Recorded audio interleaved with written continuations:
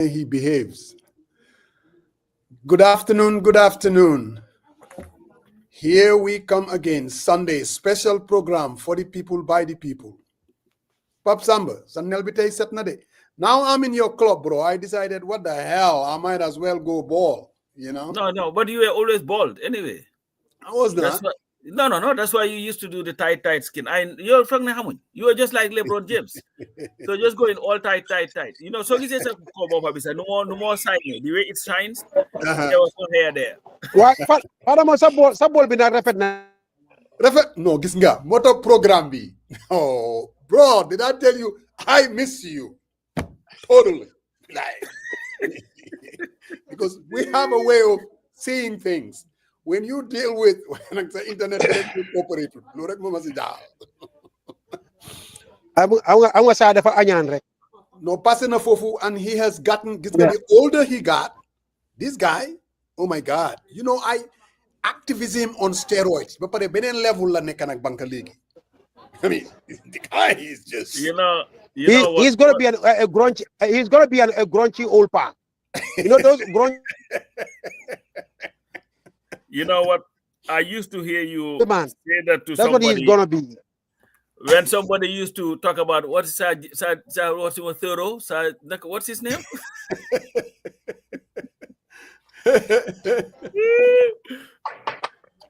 Yeah. David Toro. David Toro. On the bank as alone they wait. David Toro. What you make football like David Toro? Bambalai used to love it when every time I mentioned Thoreau's name. Bambalai. But then I'm sure, Banka, the viewers, they asked about you. They all kept saying, "Where is Banka? Where is Banka?" So I'm sure they will definitely appreciate you, seeing you again. I miss them. I miss them a lot, man. Yes, I'm gonna miss program. Why network be more than a problem? As you notice, I'm going in and out and all. Yes, you are. But Wiper Samba, today actually it's a special program about the December 38 heroes. And like we were talking yesterday, and we were like, wow, I cannot even believe we are talking about 10 years ago. Can you believe that? 10 years ago. Yeah. Time do fly. That is a very long time. It's like going through the entire primary school and then all the way to the fourth form of high school. Can you imagine that? That used to be a lifetime. Unbelievable. Yep. We still remember, but to kind of start the program, Brother Sariang, I think we're gonna start with prayers, without a doubt. Musa, before you go there, I just wanted to, we lost somebody to Demba, Wandenjai, who some of us dealt with behind the scenes. He was also very active in the struggle. He was not one of those who were out there, but you'll always get a call here and there. Banker has spoken to him a number of times. He was a friend. I used to hang out with him. We worked together with Bai's team, and Bai's created the team, Helam, under 16 team in the Gambia. We traveled to Dakar. I traveled with him and the national team to Niger in '95 before coming here. Somebody who played for the national team, was a great soccer player, played for Roots, before them Europe, Nyowat, played for St. Mati, which used to be Dagodan. You begin to Kondorong, they were Dagodan. They changed their name to Pitmawik, then later they became later they became St. Mati. He was there as a libero, not goalkeeper. Really? Yes. And the interesting thing, Flamings and St. Mati that year, we were the two teams that were promoted to first division together. And then from there, he went and played for Real, became the goalkeeper for Real de Banjul and the goalkeeper for the national team. A great man, a great guy who has been battling with, his sickness for a while. But you will never know when you speak to him on the phone. You will never know that one day was sick, and he succumbed to his sickness. Demba around I think 3 a.m. Gambia time. You know, that was when we lost him, and just wanted to extend my condolences to his family, particularly sister, Umi Jaji, was the wife of Fode Jajusi. Fode Jajusi died 6 months ago in June. Right, One day, right. Fode Jajusi died on the 28th of June. One day died on the 28th of December. They were very, very close. Yes, sir. Very, very close. Even during when we were in the Gambia, I had gone with him a few times to the sister's house, that's Fode's house in Bakau, to visit them and all that. Great guy, wherever one day was, whenever it is saying Umi is here, Umi this, Fode. He was always around those people. And I know it must be a very, very tough time for Umi, Gaz, Bun and the wife and everybody, the whole family. So I just wanted to convey our condolences to them. And one day, thank you for everything that you did for country. Just wanted to say that. Absolutely, Pasamba. Very befitting. Man Mangi Ham one day when I came back and he was playing actually Real de Banjul goalkeeper, and they used to hang at my house with Nyom Hadi Benga. When you told me, I had to call Hadi. Maneko, wow, you didn't any one day the Ferrer. Manemo Bilahi, Bing Fe Jugesa, Bing Faginani, I'm not in the Musi Gaguko. So that's how I kind of came to know him. We were not close, I'm the guy boy real yet. I mean, that's where they used to hang, and so they may be Makoy. I'm like, wow, Gambia, the football fraternity. I'm named Ditch. Oh yes. Extend our condolences to the family. I mean, Yalla Hareko Ajana. And even if by just, going through Facebook, you realize it was all about one day yesterday. Definitely. Yeah. So I'm Nane. So Brother Marong. Yeah. Before we condolences to the family, man. Yeah, I saw it too. Coach. Mm-hmm. Oh, Banka wants to say something. Yeah, Banka freeze. Banka needs to fix his internet mess. Fix. So, Pasamba, I guess we just, we can just start with prayers. Yeah. For obviously the December 38 heroes, and then one day Jai included as well. Yes. Komli guide warek ñu janga Fatiha and sanni len fukki ikhlas ak ben yalla leral sen bamel yalla may len ajana firdaus.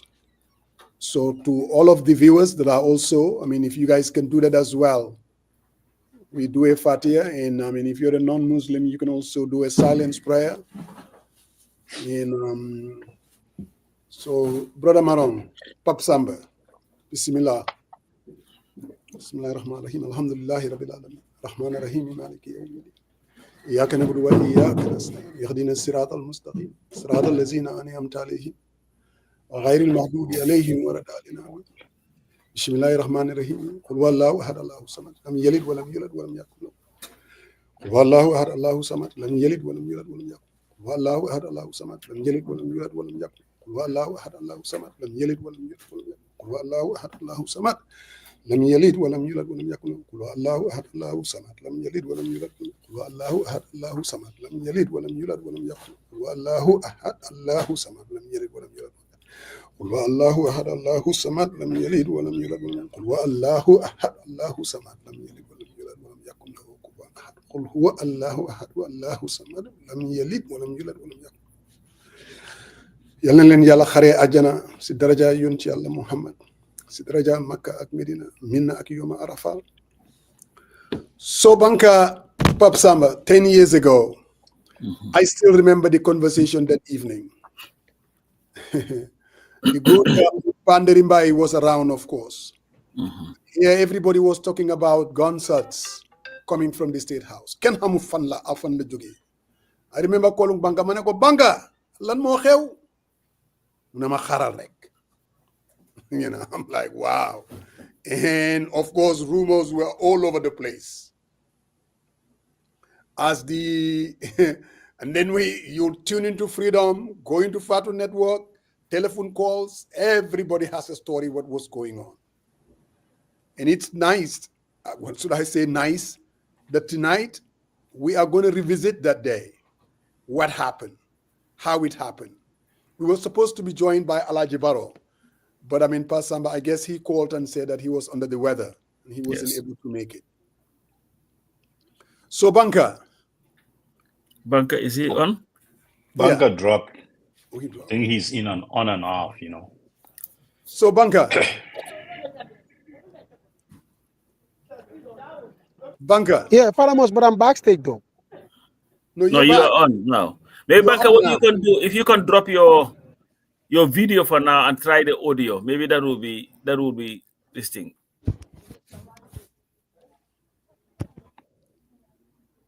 Can you hear us? Yeah, Banker BT did not have the. Maybe if Faramos, I'm backstage. No, you're not No, backstage. you're not. You're on. Yes. No, you're not backstage. You're on. You're live. Banker. My video, right? Yeah, probably, maybe, yeah. Maybe let's try that because that's probably better. Oh, okay. There's a serious delay. So, Pap Samba.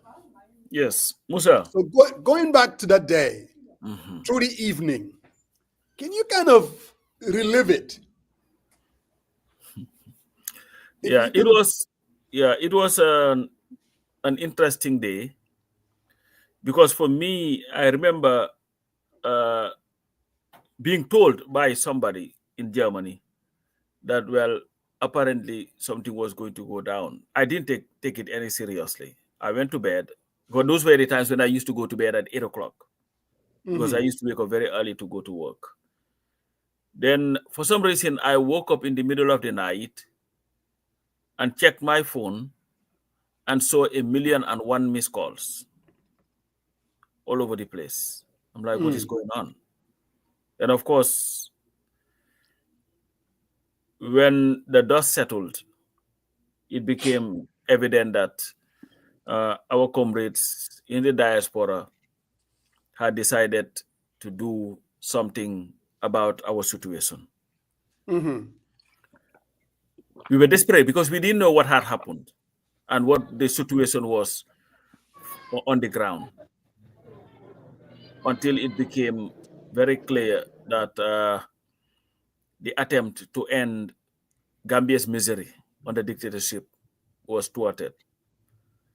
I remember having an interview that day with the Associated Press. They called me and asked me about what my opinion was about the failed attempt.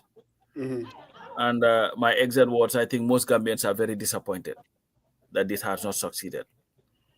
And the reason for that was because every effort that Gambians had made to democratically change their government was thwarted by Jammeh. And like the saying goes, I think it was Kennedy who said that those who make peaceful revolution impossible will make violent revolution, something like that, inevitable, something to that effect. So, to me, I'll forever be grateful to these people who sacrificed everything, Musa. They didn't have to do it. Who sacrificed everything to ensure that our country was liberated. We were desperate as a country. We were desperate as a people. So we lived in a country where just by virtue of being deemed an opponent of the regime could cost you your life. Let's look at, I see sometimes people, I know we'll come to that, say all this nonsense. But there is a saying in Wolof, ne ganar guñ gàddu xamul yoon gu sori. A lot of people did not know what it took for December 2016 to become a reality. People didn't just get up and say, you know what, kumbaya, we're just going to, that's it, this is the end of Jammeh. No. There were other things that made it possible. And people's hands were forced. We lived in a country, Musa Saria, where, let's look at Ebaba Job, who was a good friend of Jammeh. They had a fallout. His conviction sentence was over. But Jammeh, just because he didn't want him to leave another day, sent his junglers to his hospital room so that they will suffocate him to death. We did not live in a democracy. We did not live in a country or a government that was run by the constitution. We live in absolute tyranny. And it was important for the blood of the citizens to water the tree of freedom. And that was what those gallant men did on December 30th. I'll stop here until later. Those gallant men, they gave it all. And here we are 10 years later. Bankamani, you lived it. You lived it. December 30th changed your life forever. I know that you have a lot to say about December 30th. Like Pasamba will always tease you, we're still waiting for your book. Banka, 10 years later, how are you still dealing with December 30th? Well, you know, December 30 is, as you well know, is one of those events in the Gambian history that I think is underestimated and undervalued, if you ask me. I don't think people really fully understand what December 30 represents in the context of our history and our struggle as it relates to ending dictatorship and also sort of bringing about the kind of change that we desire to have in that country. You know, if you look at America itself, Fadamos and Coach and Syrian, you know, you cannot talk about the American history. You just cannot without talking about the American Revolution. It's not just possible. I mean, in fact, if you want to start somewhere, that's where you have to start from. So if there is anything called the Gambian Revolution, it was December 30. It was the spark that basically started it all. And from that day on, if you go back and you try to trace back our footsteps as it relates to the struggle, how we really finally got to 2016, you can see that December 30, the moment it took place, it basically put into motion. It ushered in this sort of a very genuine process where people, you know, for lack of a better word, got so inspired in so many ways, because it's the first time people put their action really their words actually into action. I mean, before this, you know, we all had our airwaves and the echo chamber that we all, I mean, everybody would call in, everybody would beat their chest and say, we need to remove Jammeh, this guy, this, that, and the other. There was a lot of noise. But then really to concretize and put those words into real action, and I mean real action, where people can look at it and say, wow, this is one daring attempt to actually get this done.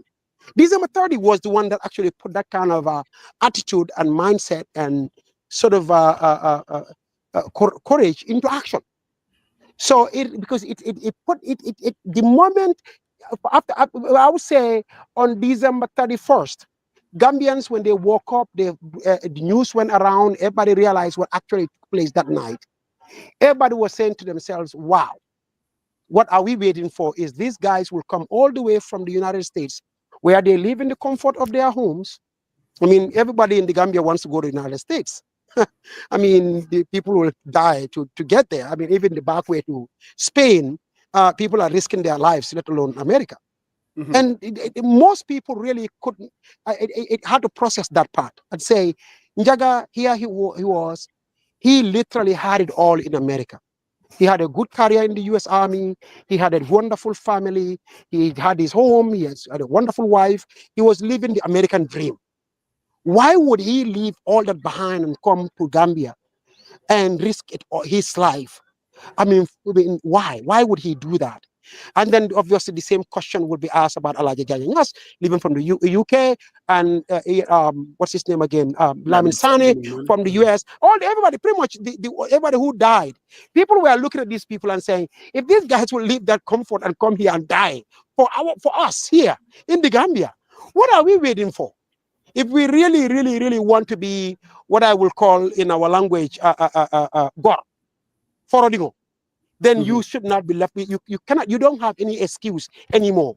Because before it used to be, yeah, you guys are in the diaspora, you're asking us here to go. If you guys want to do that, why don't you come here yourselves and do it? This was the common refrain, if you remember back in the days. Yes. So essentially, these guys blew through all that argument.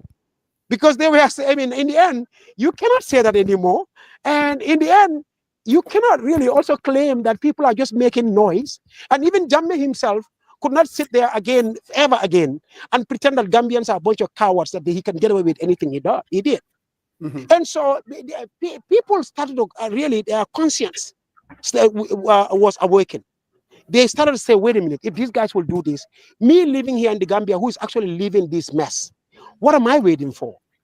And I can tell you this because, as many people know, the Solo Sandem protest, I was a part of it. And, I'm sure you all know the background story as to how things were happening before that protest between me and Solo, and the things that we were doing and how it all ended up happening. Now, I can tell you this, even people like Solo, they were literally so inspired by these guys who died. And obviously, everybody who came on the ground, Alaji Baro, Chotmanjai, Papa Fall,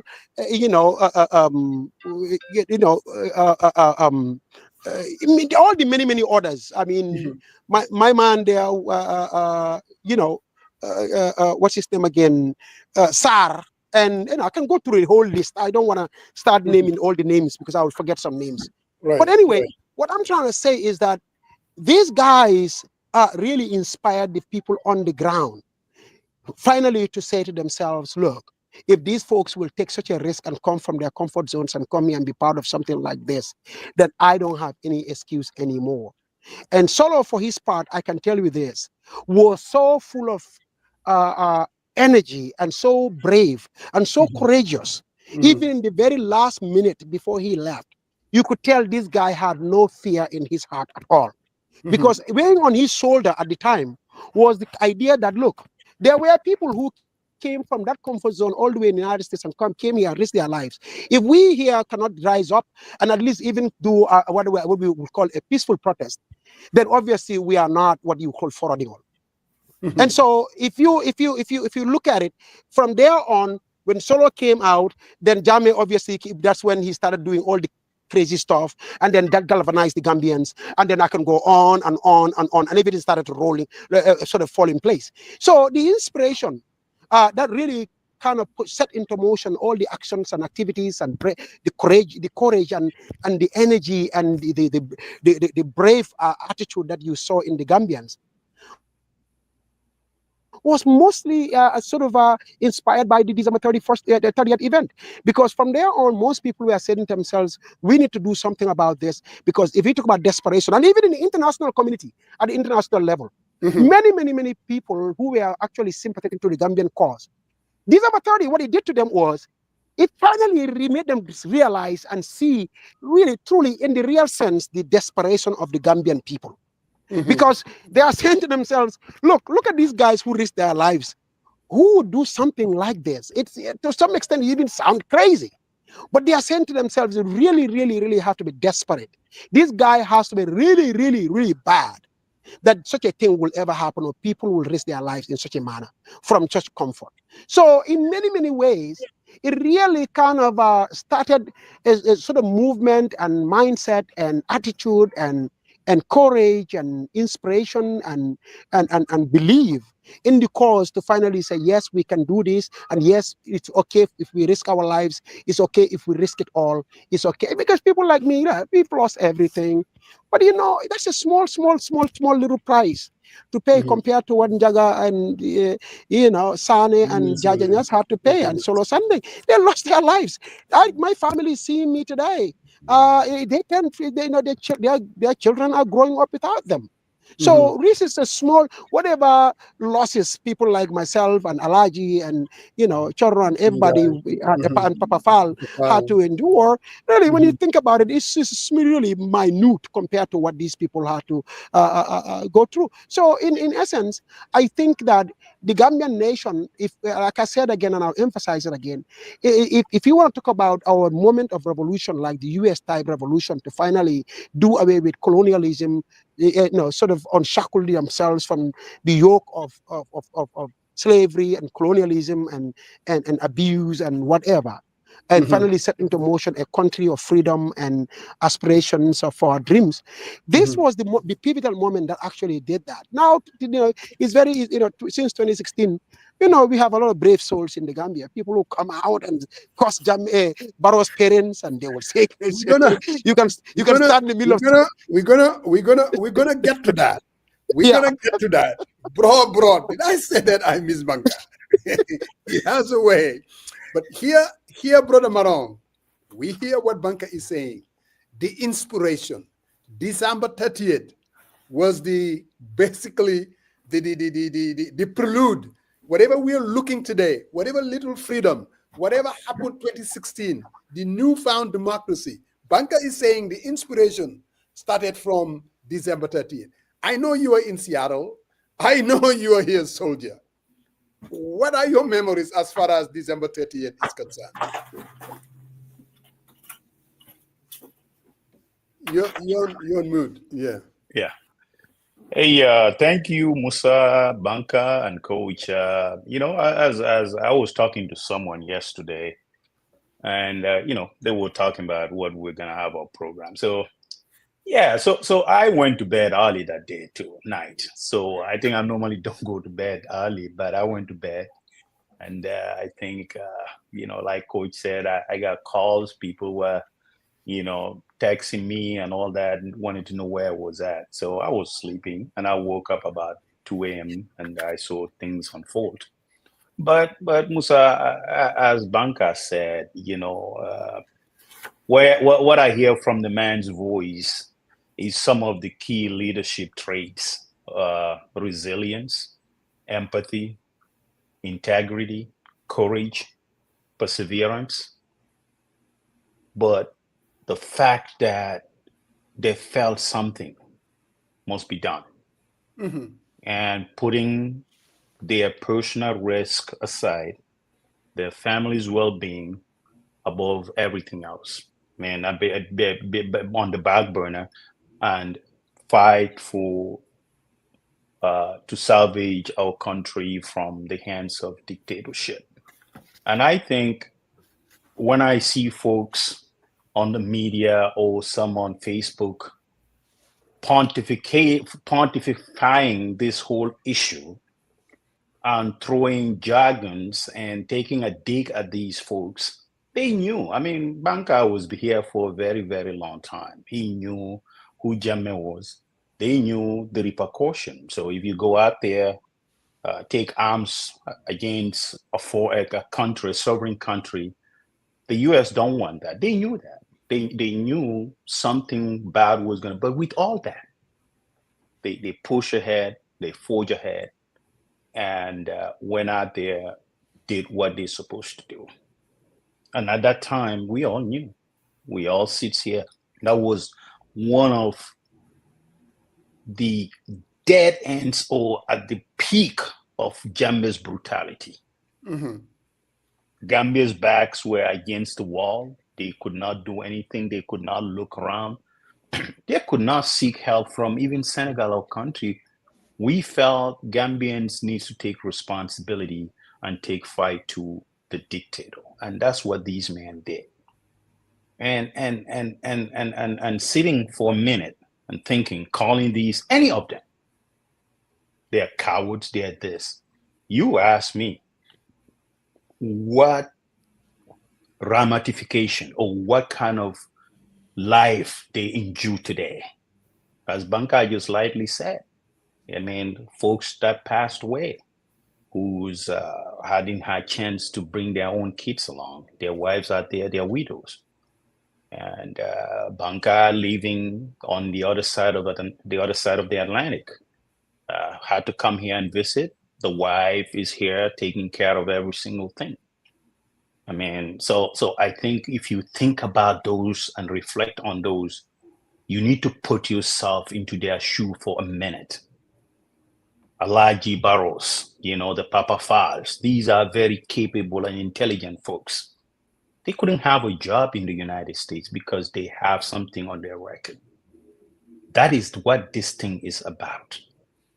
And all of us as Gambians, should take offense for someone, I don't care who that person is, who wants to somehow modernize this whole effort. This is where Banka said, he says this was the starting, but I think this was where they put the bullet in the hole.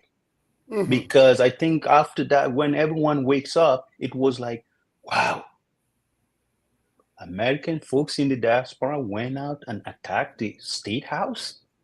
And if you think about the operational structure of these folks taking one side of the state house, the Marines Parade side, and the other one on the RTVH side, and people coming on the front door, attacking the sentry, knocking him down, slamming their pickup truck, and they eventually got incoming fire from the tower.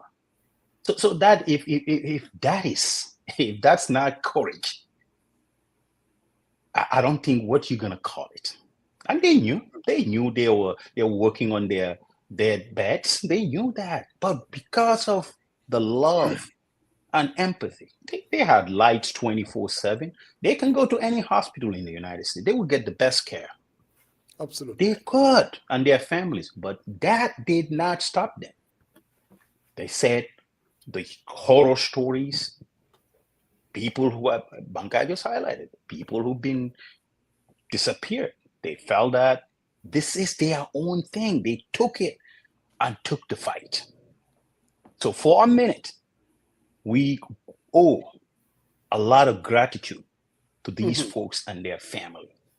And we cannot understate the efforts, the preparations on a large scale, on a personal level for these folks and their family.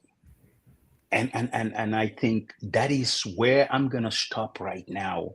Yeah. But folks needs to reflect where this fight comes in. There is a lot of the democracy where it gets us to 2016. It's multifaceted, but those efforts integrated, and what it does, it gives back to our new dispensation. So with that, Father Mose, I will yield and I'll give you the floor. Well articulated, Brother Marong. Pasamba, we're gonna talk honestly. We're gonna push the envelope. We heard what Banka said, yourself, Sariang. Their kids are fatherless. I saw a video of a mother at the graveyard, and this was maybe a couple of days ago.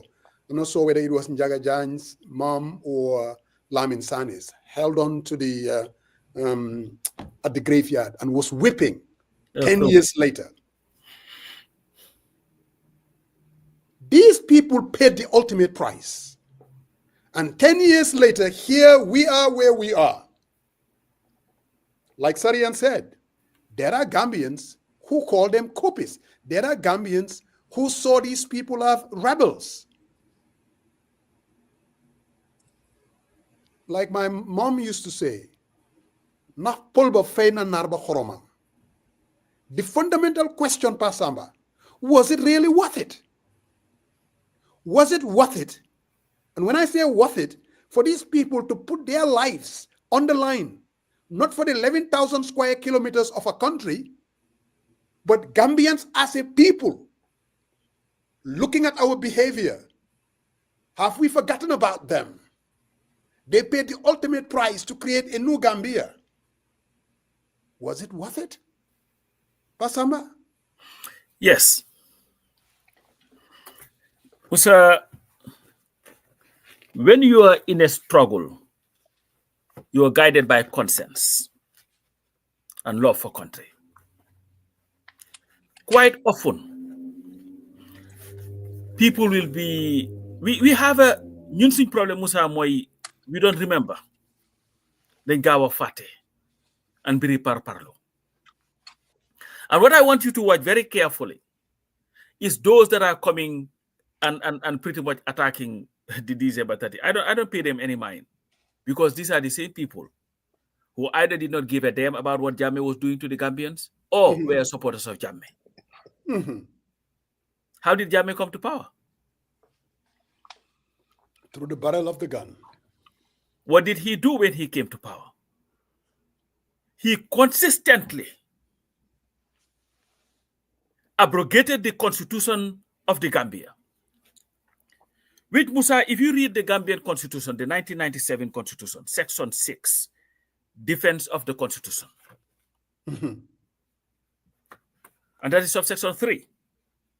That a person who resists the suspension, overthrow, and abrogation of this constitution, as provided in section 2, subsection 2, commits no offense. Who in their honest minds, Musa, can sit and tell us that Jammeh respected the constitution of the Gambia? You think sending guns to go and kill Deda Haidara was respecting the constitution? You think sending guns to kill Baba Job was respecting the constitution? The extrajudicial killings that happened in that country on a daily basis, that was in respect of the constitution? The jailing of opposition figures because they had an opinion that is different from the government, was that respecting the constitution? So every Gambian of conscience, Musa, was within his or her rights to stop by any means necessary the continued tyranny that was in that country. Was it worth it? Yes, it is worth it. Because when they were fighting, they were not fighting for those who are disloyal to the Republic. Their fight was to liberate a people so that they would have the liberty and the audacity to even challenge their actions. Musa, that is the essence of fighting for democracy. Lest we forget, there was a reason why Nelson Mandela decided that he was going to go in an armed struggle. He went around West Africa, around Africa, raising funds for their armed wing. Because he felt it was important to defend their people against the continued abrogation of people's rights. They will say, and you will hear people say, oh, you guys are hypocritical. You would talk about the constitution when it comes to Barrow, but you are here celebrating these people. I would celebrate these people before I celebrate Barrow. Because without the sacrifices of these people, we will not be talking about an Adama Barrow today. And these are people who fought, not for what was in it for them, but what was in it for the general good of Gambians, Musa. So was it worth it? You damn right it was worth it. Was it a very heavy price to pay? Yes, and that is the price that citizens pay for a country to be liberated, Musa. No country was liberated from tyranny where people just sat on their hands and inconvenience. Musa, convenience is the reason why Yaya Jammeh was there for 22 years. Convenience was why Yaya Jammeh could kill your brother and then appoint you the next day as a minister. Convenience was why Jammeh was able to do anything, destroy our country, because there were a lot of people who were too convenient in their own selfish interests than what was in the general good of the Gambians. So we've heard a lot of things said. Absolutely. About diasporans, like Banker said. Even as we speak today, today? Are we accepted because of the monies that we send? Yes. But we are still being seen as those problems, people who just fan the flames of discord in that country. Pap Samba, was it worth it, Banker? Let's put the question in context. You remember I said, we're not talking about fighting for the 11,000 square kilometers. Looking at the Gambian people and where we are today, when American veterans, they go out there, whether you're talking about the people that went to Iraq, whether you're talking about the people, Americans that went to Vietnam, until today, they're celebrated by the American people. In our case, it's a totally different story. So looking at Gambians and where we are today, Banker, I've known you for 20 years in this struggle. I have seen your sacrifice live and direct. You are at a different place, and December 30th has a lot to do with it. A man who settled in the US. I'm not going to sit here and say the man who had it all, but quite a few potential, beautiful children, a wonderful wife. December 30th changed it forever. Every now and then, I go through social media. People who do not even know the journey that Bankamane went, or Alaji Barrow for that matter, they come out very easily and insult and trivialize. Then the question becomes, where we are today as Gambians, there was a 3-4 days of memorial that went on, but you would think it did not even register. The state had nothing to do with it. Ordinary people were celebrating, memorializing the lives of these people. Banker, was it worth it?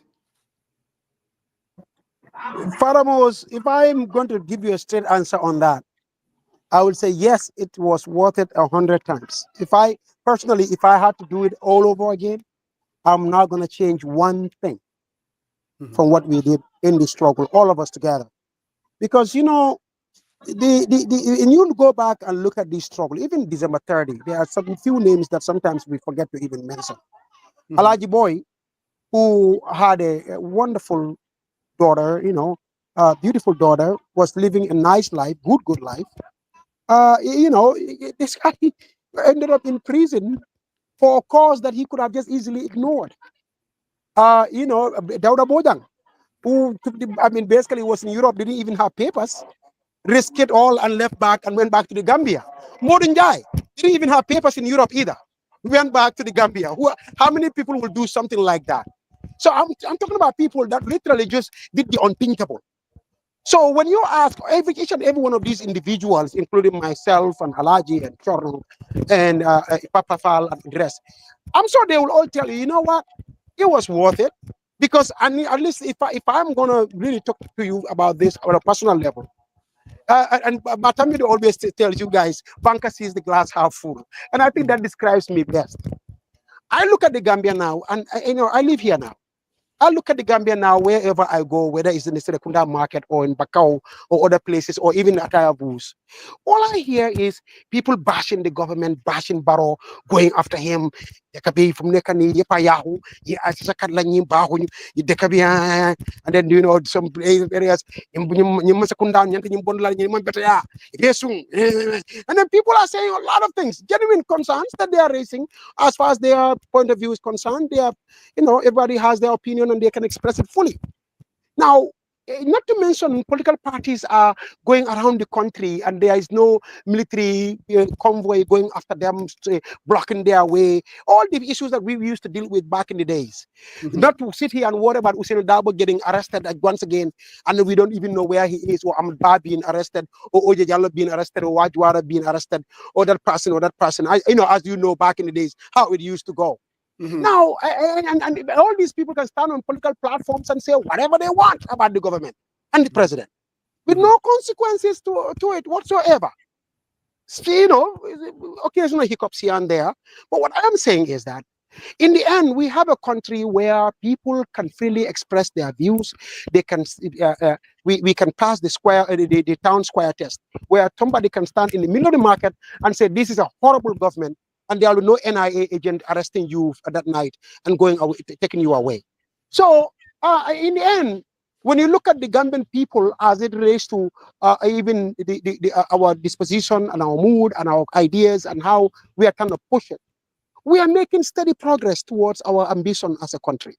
Mm-hmm. You know, a lot of building construction going on. Finally, even the diaspora folks who had lands here that they abandoned, who did not even, they never even wanted to visit the Gambia at all, are all coming back, building their homes, now spending time here. December in these days, man, I'm telling you, especially right now, you'll be shocked. So much is going on. But what I'm saying is, they don't come here with that fear. Back in the days, even you, Musa, when you were coming to the Gambia before, in fact, you eventually had to stop. But we were nervous about you. We are saying, could this guy get arrested? And we'll be calling you, finding out where you are, whether everything was okay. Now, I don't care. When you can come here and leave, and I wouldn't care whether you are around or not, because I know you are fine. So what I'm saying is that in the end, we have made progress, and we are not fully there. We are not close, but at least we are going somewhere. We can see that we are heading to some place. We can see that we're nudging one another and criticizing and people running for office and getting into parliament and folks making the honest attempt, an honest effort to actually make this country a better place. We can turn this country into a country of our dreams. The potential is finally being right before our eyes, and we just need to seek it and fight for it and get it.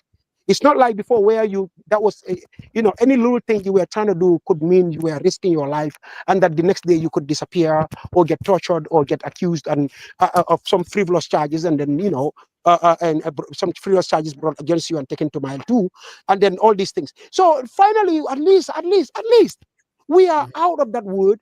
We are now in a different place. So furthermore, for me, this is what I celebrate every day. When I sit around people, when I sit with people, sometimes they will tell me, hey, banka, banko sign, huh? I'm and I'm like, yeah, you guys now you can freely say these things. By all means, during elections, go and campaign for your candidate and vote for whoever you want, with no consequences as far as your personal safety is concerned. This is beautiful. This is what we need to celebrate, and this is what we need to build on, and this is what we need to use as a platform and as a vehicle for the kind of progress and development we want.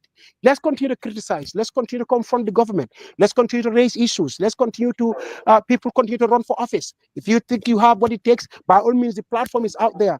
Take it and run with it. So for me, that's why I said it's worth it, because in the end, I wouldn't have traded that for anything else. Are we there? No. Are we really, really a fully fledged whatever we aspire to be? No, but we have made a lot of progress towards that. People say, well, and on this way I disagree with my book.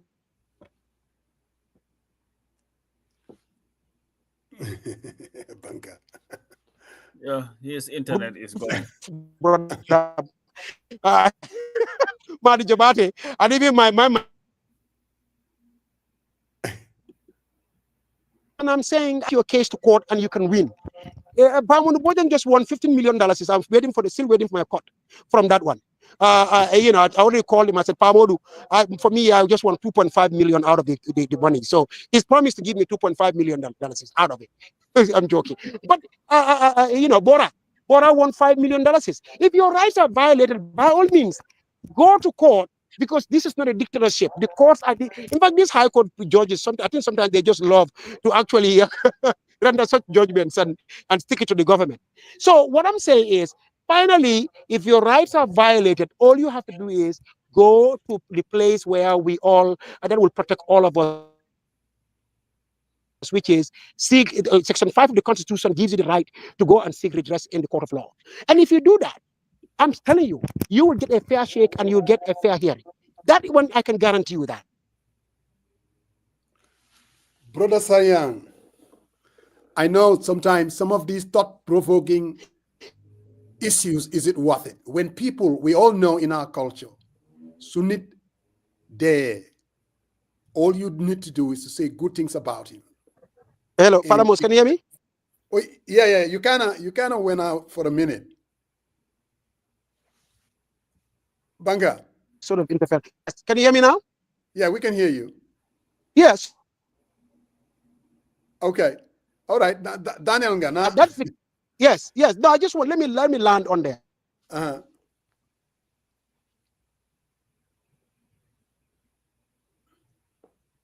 We are getting there. At least we see ourselves moving towards that direction. At least we are not moving in the opposite direction. So for me, it's worth it. I would do it all over again. If you ask me to do it again, I look at the Gambia now and I'm happy about what I'm glad we finally have a country where people have their freedom to express themselves and run for office and do whatever they want, as long as they are within the bounds of the law, and they will not face any sort of reprisals or harm to themselves. So, Sariang, you've heard my Thank man. you. Thank you, Banker. And we've seen comments. And even on this platform, we talked about whether Gambia is under a dictatorship, whether we're at a different place. And I'm sure we are going to continue to have that disagreement. As Banker basically makes some statements, there are people reacting and saying, oh, no, I mean, we still do not have democracy. Again, Sariang, I don't think you've taken a stab at it. Do you really, after whatever these people done, their kids are fatherless, they paid the ultimate price. Mothers, they don't have their kids anymore. We all see the kind of Gambia that we live in. Are Gambians actually memorializing these people? Did Gambians not pull bafena narba horomam? So the question, was it really worth it? I've heard what Banker Pasamba said, and then of course, Banker, from different angles. The activists talking about the constitution, the constitutionality and consents. Banker is talking about where we are, where this country is compared to where we are before, the journey that we have taken. Thus the question, was it really worth it? Yeah, Faramos, thank you very much. I think without no doubt, it worth it. It really worth it. And you have to look at the moral side of things and what was the underlying principle, the premise of what agitated these folks or what pushed them to the envelope to take an action whereby they crossed Atlantic, went out there and formed on that night, they attack the most secured installation within the entire Gambia. I mean, think about it. If you look at the infrastructure and how the layout of that place, you have the Barra Bridge, Barra River on the other side, but you have Denton Bridge, who are there. There was a security checkpoint. So in and out of Banjul itself, it's very enclaved, and you either in or out or you die. They gave it all and went out there and striked. So that itself, and thinking about it, what are some of the things that these folks felt that was dear? We were in the struggle. We were all campaigning, saying that Jammeh was a bad leader. But besides just killing people, infringing on their rights, what was another issue that folks were fighting for that motivated these heroes to get out there and fight? They were saying that the conditions, are they better off today or not? So I think the question comes into play from a morality standpoint. I think they gave it all and it worth it, because when they striked, I think it gave a lot of courage to other folks and say, hey, as Banka said earlier, these folks came from the diaspora. I mean, the people who are even doing a head count, like 10, 12 people were able to remain and ultimately, went into the State House premises. There was a gunfire and ultimately some folks passed away. But if they could do it, how about us? Why couldn't we mobilize? And it was an effect. After that happened, it gives a lot of courage to Gambians to come out and raise their dissatisfaction against the status quo. And it worth it? Looking at the hindsight, absolutely. But I think it goes more than just appreciating us coming in here today and remembering and reflecting on their sacrifices. Think about it. We're talking about 2016. They gave up 2 years after it gives back to 2016. What are we doing to commemorate their remembrance, paying gratitude to their families, and saying, hey, you know, your son fought and passed away, not because of he wants to be rich or fulfill some type of urban legendary. It was because he loved his country. He was fighting for the cause of what he believes in. All these conditions laid out. But even at the prayer ground, Gambians didn't show up in large numbers that they're supposed to show. Exactly. And embrace these folks. I think this is a problem. Exactly. It's a problem. And it's within us, all of us. We have to reflect on when they were fighting, they left their families, and today some don't even call upon these families. They don't check how well-being they are. But I think if we had this event marked and say, we're gonna do this, I think Gambians should show up. The little thing that we did was tap on, and you said this, Lamin Sana's mom, who was whipping, to comfort her and say, everything is gonna be okay. Your son might be gone, but we are here. We are also your son. We believe in the same cause that your son fought for, and he ultimately passed away. This is a man who was a state guard commander. He came in here on a scholarship and was studying.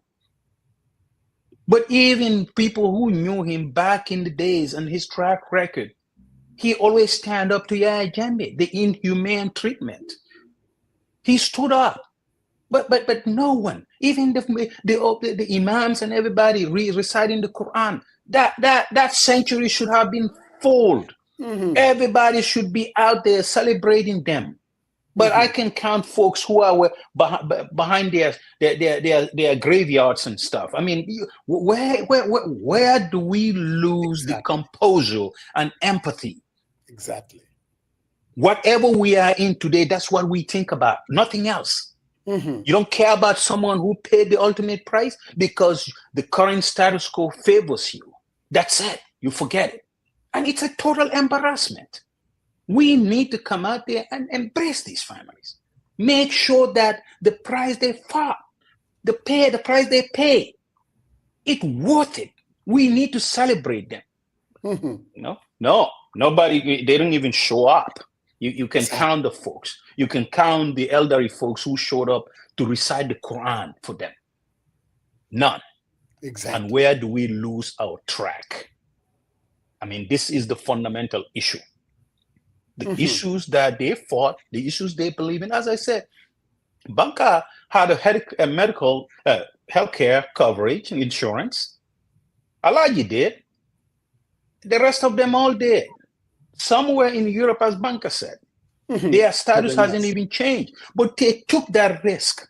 Correct. Because they felt that there was absolutely something happening in the Gambia that requires an immediate intervention. And that immediate intervention will not require someone who backpedals, who say one thing today and say something tomorrow. They were laser focused and they were courageous. Whatever price that comes in, they are willing to take it. And today, that's what it is. And as I said, if I hear people ridiculing this and talking and minimizing this to some type of little thing, or they are coupists and all, I think that is the most offensive title you would call these folks. It's offensive. Someone who is a coup, who is a rebel, who is a citizen of the most powerful democracy, went out there, left his family, some passed away, and still charging on. You call him a coupist? At least that is denigrating. And anyone who stood on that language should be ashamed of themselves. And I'm going to stand here for now. Same of themselves, Brother Sariang. I kept nodding my head because the way you approached it, that's the reason why I asked the question.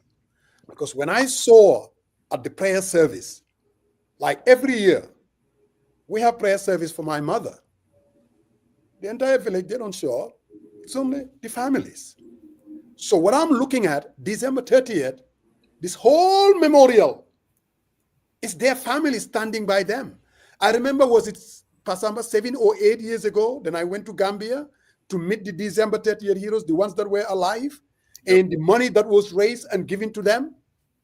That was a one-time deal. So the question becomes, what is the role of government? This very government that these people fought for, I believe, because Banka talked about, Pasamba, all of you talked about how December 30th create that inspiration, demystification of Jameneko Kidu Dara, Yodoniti Dara, basically embolden Gambians to line up and vote against him and ultimately bring about change that we are talking about. There are disagreements. When Banka talked about where we are as a country, there are people who cannot take offense to that because of the politics of the times. And I get that. We are all going to have the disagreement. But the question, though, that we were all trying to tackle, I know, 1,000 times I believe it's worth it. There's no doubt about that. But the fact that I did not pay the ultimate price, I'm not the one in the graveyard. And I know, and I've seen our country and their reaction to these people. You would have thought these people will have been heroes today. Pasamba, how many times did you talk about naming, what's the place again? The square. The square for Solo Sending Memorial. Monument. Yep. These are the kind of things that you would think that after their sacrifice, something like this. Now the question then, what is the role of this particular government, the current government? Because they were part of the struggle. Some of our brothers, they hold ministerial positions in this government. They go to cabinet. They know these people were their colleagues. We fought together. You hunting together.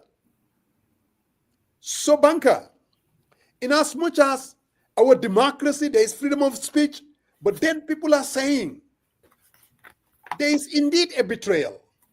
We've all seen a constitution, because most people, Pasamba did say it, these people die to protect, to fight for our constitution.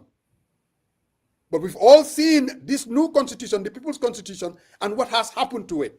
Banka, falagay di wahe, nyune. With everything that we have done, I know you want to be humble, but I know what I know, the price that you have paid to this. You're not going to come here and tell me that it wasn't worth it. But I'm sure you have your disappointments. There are people who believe there were betrayals, that this country could have been somewhere else. 8 years after 2016. Banka, do you understand people's concern with the ultimate price that these people have paid? And the way Gambians, like Sarian said, you go to the prayer service, nit ñu ndaw seen family rek ñu leena fatale ko fi nek. Ñepp faté nañ leen. So what do you say to that, Banka? No, look, you know, when it comes to the question proper, and that is, was it worth it? For me, it's 1 million times worth it, and that's what was the answer I was trying to give you in terms of how I felt it was worth it, and I stick to that, and I strongly believe in that. Now, when you said you talked about whether our aspirations were fulfilled and where are my areas of disappointment. Now, that's a whole different question, because obviously, I mean, I said that we are not there where what all the things we wanted we didn't achieve. But at least where we are, we have made progress. But if you talk about the disappointments and the things I would like to see, I can talk about those. Absolutely, I agree with you. For me, my disappointment in terms of what we needed to do as it relates to, you know, us as the people who all fought so hard for the struggle and our aspirations. But almost I can talk about that one all day. Because, you know, and I've lamented this over and over and over again, because for me, I don't care about all these political colors and how everybody wants to, you know, make this one's fault or that one's fault. Is Barrow, is this person, is Useni Dabo, is that person. I don't get into all that. Because I was there. I've seen with my own eyes how there is enough blame to go around among all the players, every one of us. When the struggle ended, and people, and we have a lot of people who joined this struggle in 2016, so they don't even know where we came from. They don't know what was the background story. They have no clue about. So those guys, I don't blame them. There are too many people who run in this country that I just listen to with some empathy and kind of give them a smile and then be quiet. Because I realize, okay, they don't even know what transpired. So they are speaking from their little knowledge of what they think it should be because of their political leaning. You are in UDP, you want us to all make this all about Barrow is the fault, is this and that. And then if you don't hear that from Banker, or Court doesn't express that fully the way you want him to, or Sergeant doesn't fully articulate the way you like it to be articulated, or Serian doesn't express it in the way you want, then boom, you call that person this and you start calling them names. And I get all that. I've gone past beyond that. Now, what happened with our struggle, Musa, is that when the change happened, and I've written about this on Facebook, I've said this on platforms many times, until when I started to fade away a little bit to focus on some other key issues that I'm dealing with, where I am with the efforts that I'm making on the other side. What I'm saying is, once the struggle ended, we all betrayed each other. Remember, before we betrayed the struggle proper, we betrayed each other. Because you have allies who fought together, worked together, believed in each other, fought for each other, stood by each other. In those days, in fact, our blood families were not our families anymore at some point. It was the struggle members who were our blood family members. You know, if Musa Jain ran into a problem, the first person he will call is Banker. When Banker runs into a problem, the first person he will call is Coach. When I have my own relatives, when Useru Dabo gets, arrested in the Gambia, or they do, the first people that the family calls is us. I mean, the UDP folks, they will do anything that happens inside the UDP that they think, boom, they call us. Lamin Tunkara, Alkali Conte, and all these Bamba Mas, Sunti Ture, you know the names. They will all call us and say, guys, Ibrahim Adiba, we'll call it, Karma Ture, we'll hold an emergency meeting and we'll talk, and because we are one family, one big family. There was no difference between us. But then something weird happened. The day that Jammeh fell, when Jammeh left that country, we all turned against each other. And we destroyed the very fabric of our own struggle and how we were supposed to stick together and walk through this most difficult time, which was the transition period. What did they do? The first thing I heard was Khalifa Saleh is fired. That's what I heard. Khalifa Saleh is fired. Literally, I'm quoting verbatim. Those were the words. Now, Khalifa was in this struggle from day one. He fought hard. He could have died. He struggled so hard. He was in this with us. We all went through it together. And then all of a sudden, Jammeh is gone and Khalifa is fired. What really must have instigated such a nonsense? But we did. Before you know it, everybody started to happen up with this order, and the gang started, alliances started within us. This one with that one, this one with that. And then they started eliminating each other one by one. From Khalifa to the next person, to the next person, to Sidia, to the next person, to the next person. In the end, who got left standing? It was Barrow. Because everybody else was betraying everybody else. All of them, each and every one of them was a part of that. The only people that I didn't even see participate in that kind of stuff was, frankly, Khalifa and Sidia. The rest were engaged in this elbowing of each other, trying to see who can really build something with Barrow and then elbow the others out of it. This was what was happening. So, and I would,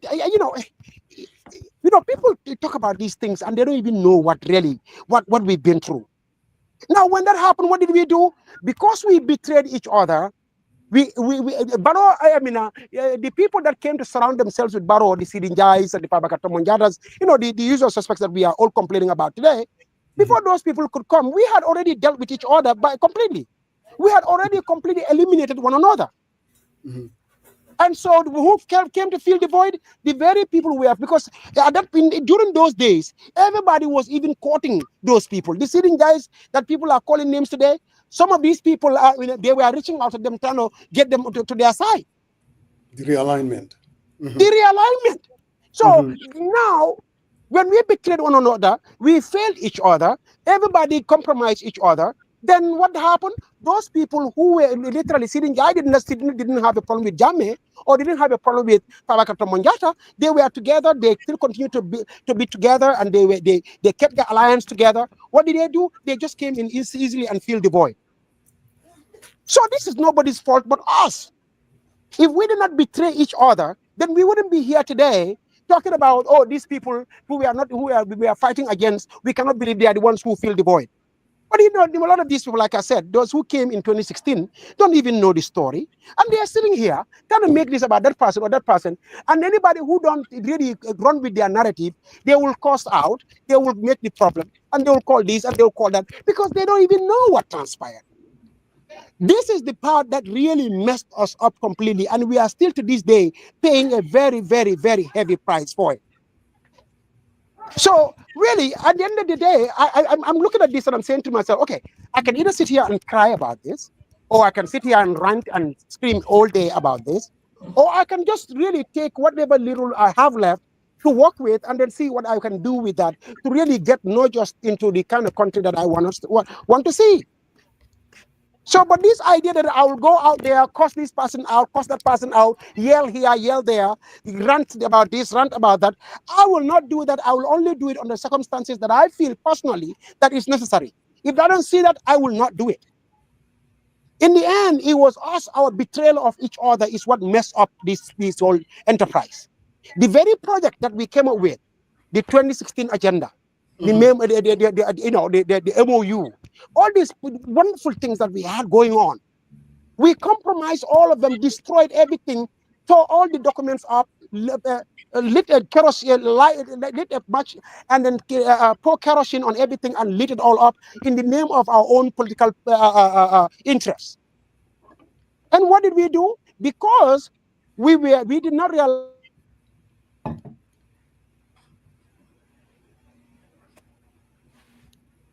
Yeah. What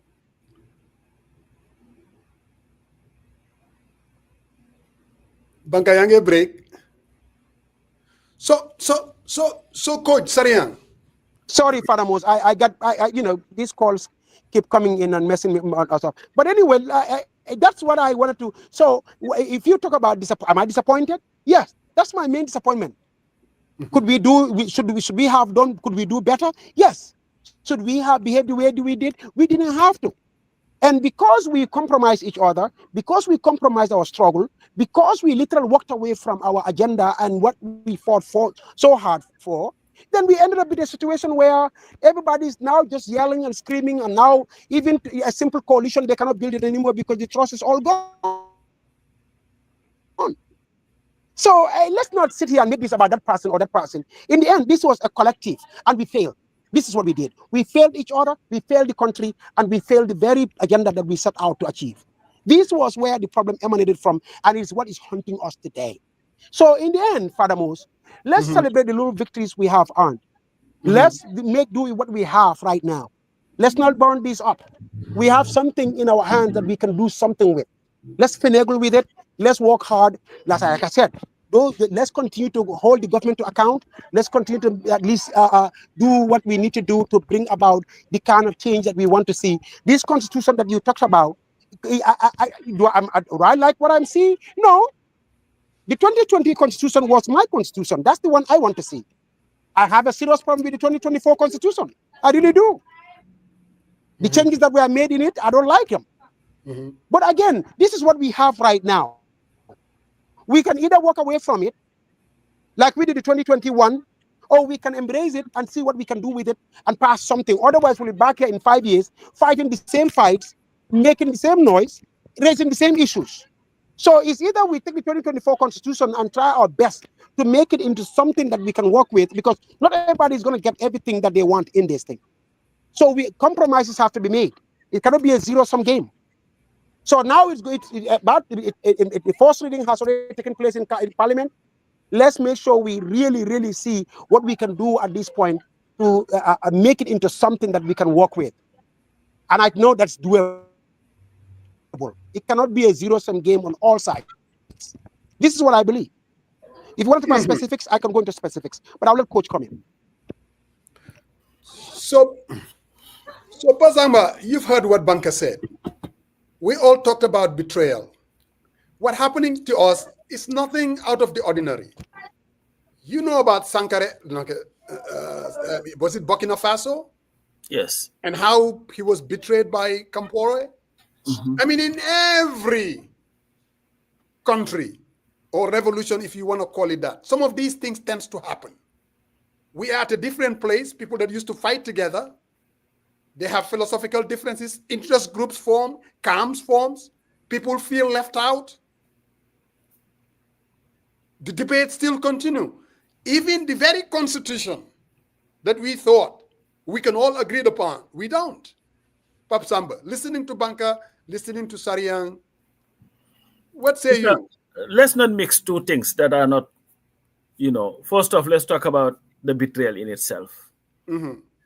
And if I see where you are going with it is, how do we celebrate or honor those who put their lives on the line so that we'll have a Gambia today where we can even have the luxury of agreeing to a new constitution or disagreeing to a new constitution? Because we have to put things in perspective first. The reason why today we can sit there and dismiss a constitution or support a constitution is because there was somewhere there we came, from where we came. And along that way, a lot of people did so many things to make it possible for today to become today. And this is why I think the betrayal is the failure to recognize those who made today possible. But how do you expect to have that recognition when people jump and coalesce with the very people who not only promoted the tyranny that we fought so hard against, but in fact would go to the extent of telling you that the very report that catalogued the various human rights violations, that report should be thrown in the dustbin because that's where it belongs. It will not take much. We can throw the blame around, but the government of the day, they're the only entity that have the powers to say, you know what, we are going to observe a particular day in recognition for A, B, and C for what they have done. I have spoken to government officials and told them, we cannot wait to have an other O.J. Jallow moment. It will be too late. What do I mean by that? O.J. was never recognized for everything he did. When he died was when the president had the opportunity to honor him for his service, gave him MRG, or whatever the G's they call them, those awards. If I were President Barrow, Musa, what would stop me from saying, you know what, listen, we did not come here overnight. It was a struggle. We know who we are. We cannot honor everybody. Forget the past Samba Jaws, the Musa Jengs, forget those people. But at least those who died from this, because you see, Musa, the problem that we have in the Gambia is many people have forgotten, have taken our change to be an ordinary change. And this is why nothing pisses me off when I hear people talking about, oh, we have to learn from Pastef and all this thing. Are you kidding me? What we had to deal with was a lot harder than what Pastef had to deal with.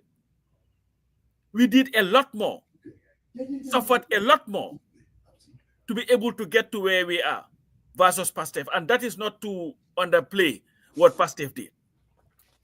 Because most people believe that what happened in the Gambia is people just wake up one day, went to the polls only in 2016 and say, you know what, we are voting for Adam Barrow, you've won. That's not how it happened, Musa. So we've normalized a very abnormal situation. The single Nyases should not be forgotten. The Solo Sendings, Musa, if Solo Sending had not died, I'm not saying 2016 change would have happened, but I think it would have been a lot harder to happen. And I think the death of Solo Sending and the arrest of the UDP leadership what happened December 30th, 2014, altogether, refocused our minds to, you know what, hey, this is not sustainable. We cannot continue to play this game. We needed to do whatever it takes to come together and salvage our country. But Musa, why is it taking 8 years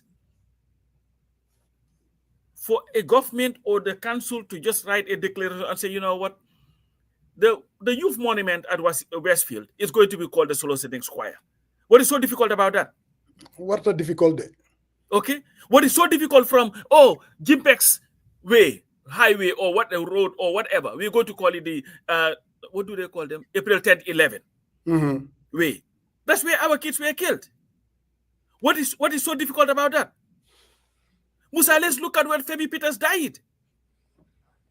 Was Femi Peters accorded a state funeral? A man who died in office, serving as ambassador. Did you see even the president go to the funeral of Femi Peters? It was the saddest thing to see for somebody who did everything for country. December 30th. People can say whatever they have to say or they want to say. But you know where the betrayal started? When they went to the Gambia to meet people. And you know what they told them? Or you have to write a statement first to say that you renounce the overthrow of government. And the many people who came with that idea were the same people who were applauding them on December 30th for what they did. I think we have a lot of... No, Coach, just say the people who were in our struggle were the ones saying that. The very people who were actually in the struggle with us. So you see, and you see, Musa, that's where the betrayal started. Betrayal comes in. And what I'm saying here is, it's not still too late. It's not. It shouldn't be. And this is why I've spoken to people within the Barrow government. Like I said, let's not wait to have an other OJ moment. You see, when the president called for this national dialogue, I think that would have been a perfect opportunity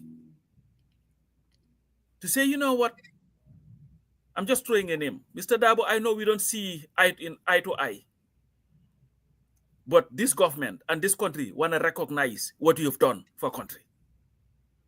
We are conferring on you the MRSG or GGCC or whatever. That's what other people do.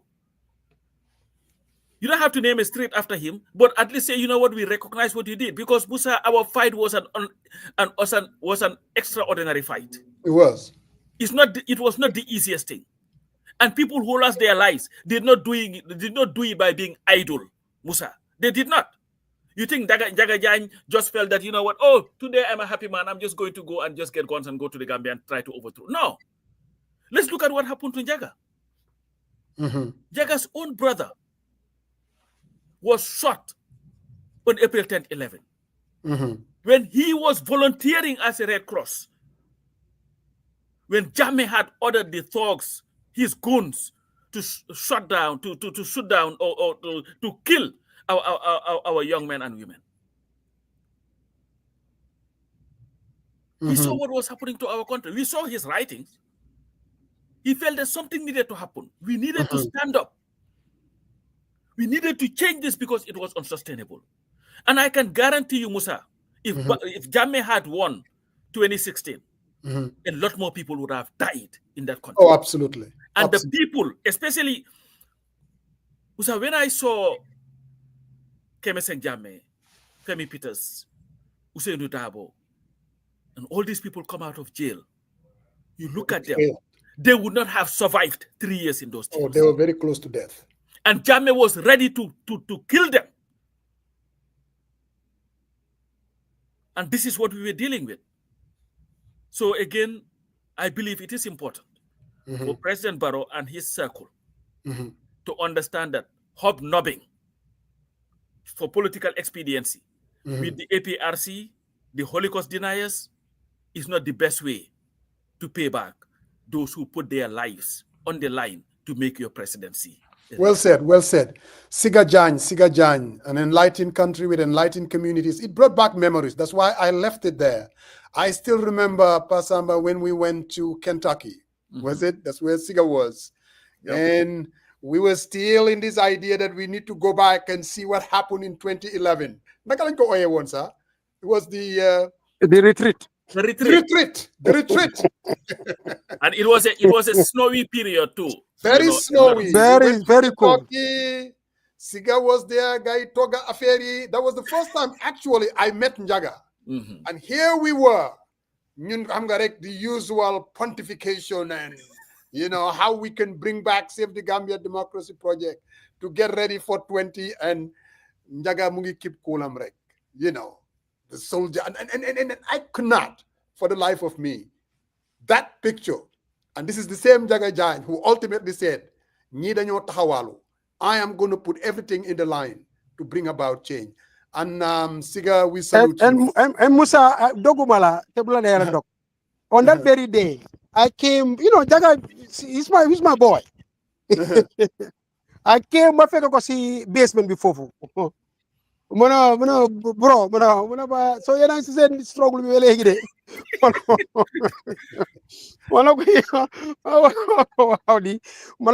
Just calm me. Bro, yen paregulen. What do you mean paregunyu? You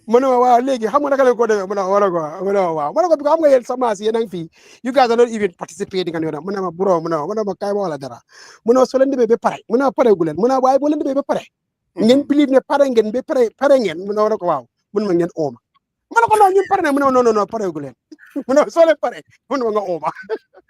Those were his words. I'm going to say man of few words. He doesn't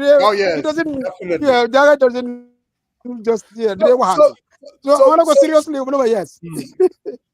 So Banga, we also have Suleiman Ben Sware, and any of you guys that are out there, again, we're memorializing the December 38 heroes, and we're going to talk about the issues. We're going to talk honestly. We're going to discuss.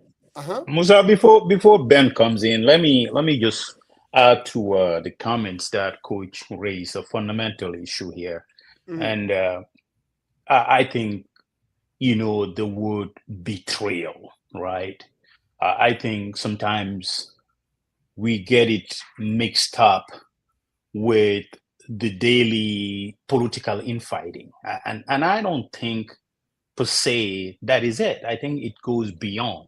Because at my question initially, I say, what was the underpinning principle that forced these gentlemen to go across the Atlantic to attack the most secured installation in the heart of Banjul? Citadel of power. What was the underpinning principle? What was the reason? Besides Jammeh just killing Gambians, taking them incommunicado, it was also that there was one man who say whatever he says, that's what stands, irrespective of the Constitution. It was one man who dictates what happened in our courts. The judges were answerable to him. The police were answerable to him. Wherever, even for peaceful assembly, if you do it, you will be met with the most lethal forces. People with Gambians didn't have the best healthcare. They were going out, people were dying. People don't have the basic needs, necessities. They were in complete despair. That was the underpinning that agitated these folks, even though they were living a comfortable life in the Western world. But they really felt that, it was their responsibility. It was a shared responsibility for them to go out there and take part in this struggle 2.0. So I think the fundamental question is, are those still key issues that when they went out there and hit that gate and attacked the State House, and it came out, the solo sandings and everybody else came in, which ultimately gave back to December 1st, 2016. are those issues still live and direct? People expressing themselves and assembling and say whatever against the president, that's something that Gambians fought for. They don't want that to be back. And we all knew that. And if any person or any president wants to do it, Gambians will rise up. They will resist. So that is something that is not given us on a silver plate. Folks died for it. Folks fought for it. Folks went to prison for it. But is that those underlying principles, the challenges, the main issue that forced these gentlemen to go across, are those issues still alive and direct? I think the conversation with that, I will yield to Mr. Ben Suarez to take it off. I hear you. Ben. Hello. For Ben to Assalamu say, alaikum, I wanna calling to the 40 people by the people. Then they miss that. Why you legi rek? But it's good to hear your point. Paul la mu si lekka bi. ñaaka jot la waaye xam nga ne jotaay bu mel nii mënuñ cee ñaaka call. No, absolutely. And moo tax ñuy call. Absolutely, Ben. And ngeen baal ma in case if I come across emotional, because that's what it does to me all the time.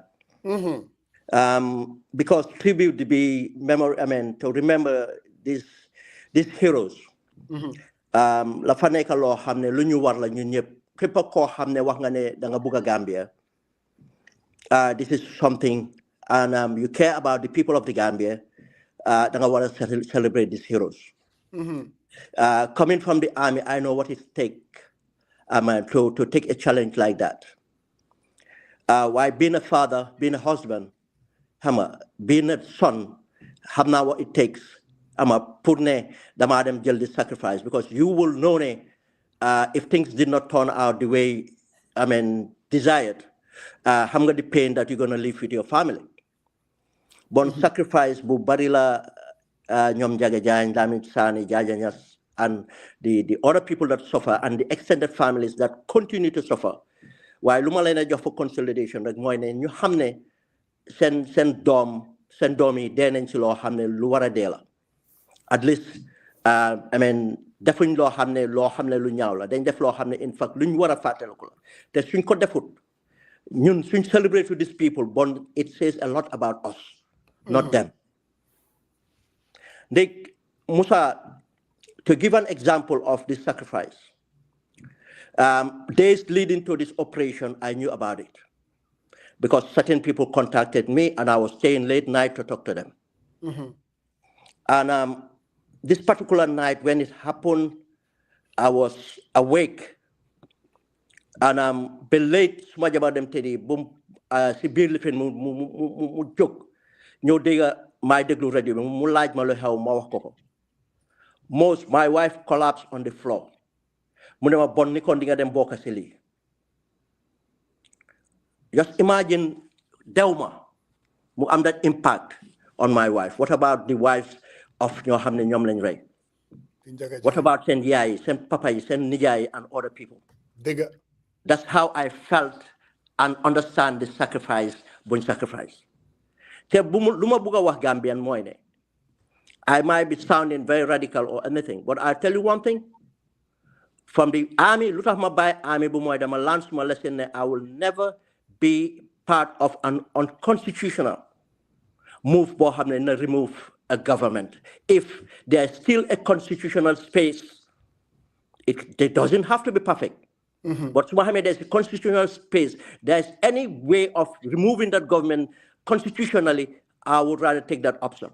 The only time any conspiracy or anything, when there's no other alternative but it's to fight to remove a system to free the people of your country. Just as the ANC did, and any liberation movement was doing it justifiable for the people. Bon dama buga Gambian si hamne ñi buñ joggé just Sarian and others have said jogun pour sen ciobare ne dañ buga dem jël nguur pour tok ci nguur. They were not politicians, they subscribed to political parties. But dañ jël lo xamne dañ ko nata boy jël sen xol ne xamne luñ wara def la motax ñu jog dem def ko. Te buñ ko def defaluñ ko sen boppa defaluñ ko sen jobot MC. waaye métit buy ëppa xamoon nañ ne si ñoom la ak seen njaboot laay am ak conscious Gambians soo xam ne nañ ko métitoo seen xol yi après ba pare nañ taxaw gis dara génn si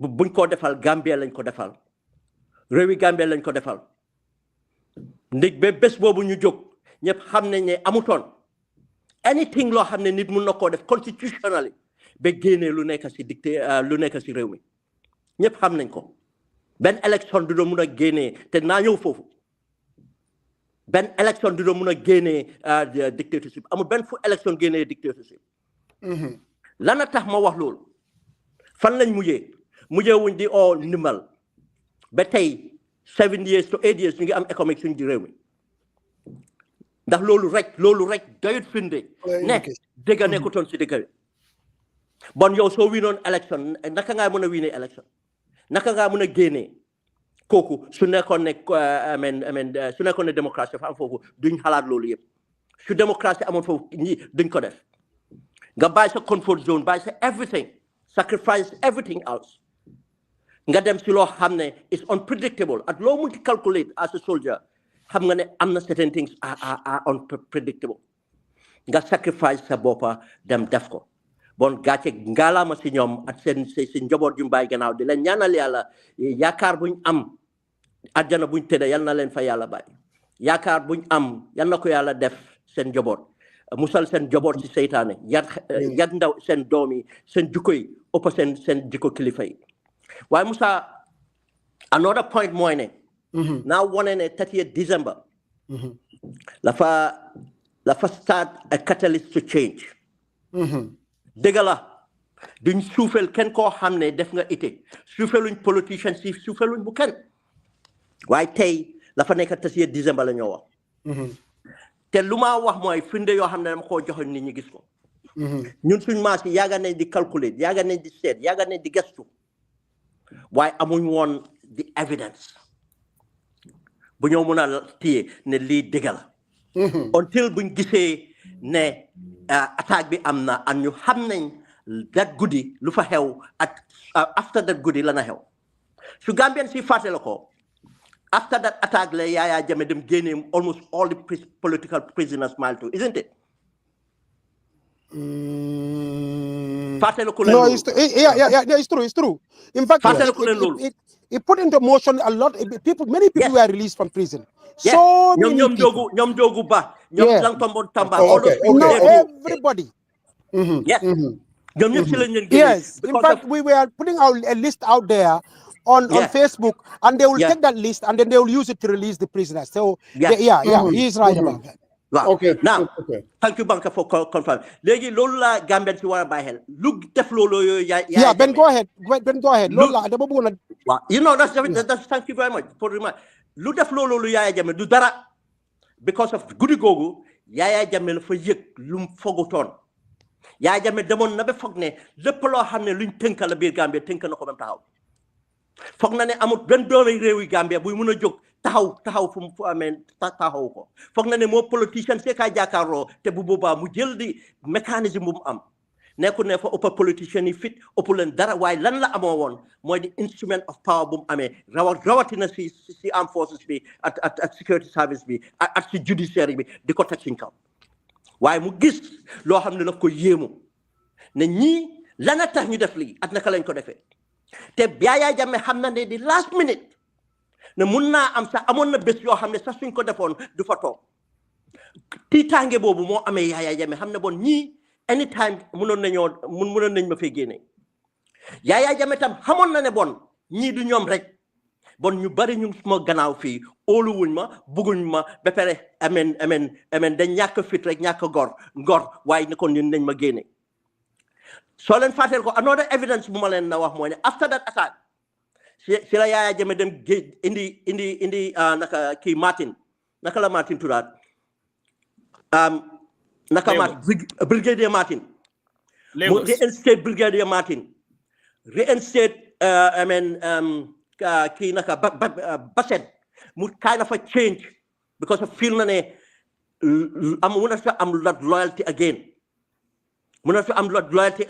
to ñu ko woon xam na ne at that moment la fa compromise waaye most of them bokkoon nañ si loo xam ne wa oon nañ doon bokk si loo xam ne moo ko daana because am na evidence yoo xam ne du ma si dugg sax loo xam ne ñun xamoon nañ ne guddi googu ñu moom si boppam am na lu mu yëg su du toon ñoo xam ne ñoo bitré wax ko ay soldat waxuñ ko ay civilians ñoo ko wax moo tax mu ragal boobu moo tax bu mu génnee rek mu seet naka la moo wàññee tension bi looloo tax mu génnee political prisoners yi ba pare leneen lu Gambien si bàyyi xel si lañ start di gis jabari Yaya Jammeh di dox di génn si nit ñi di indi di ne faa dox di dem bale taati pere bee def yeneen yi loolu yëpp fekk doon nañ di ragal kon xam nañ ne am na Gambien ba tey yoon ne des nañ pare ñu ne joxe lu ne lu seen bakken sax pour génne ko fa loolu la fa indi tam tax ba soo gisee Yaya Jammeh mun a ñàkk élection du ma dugg si loolu yëpp sax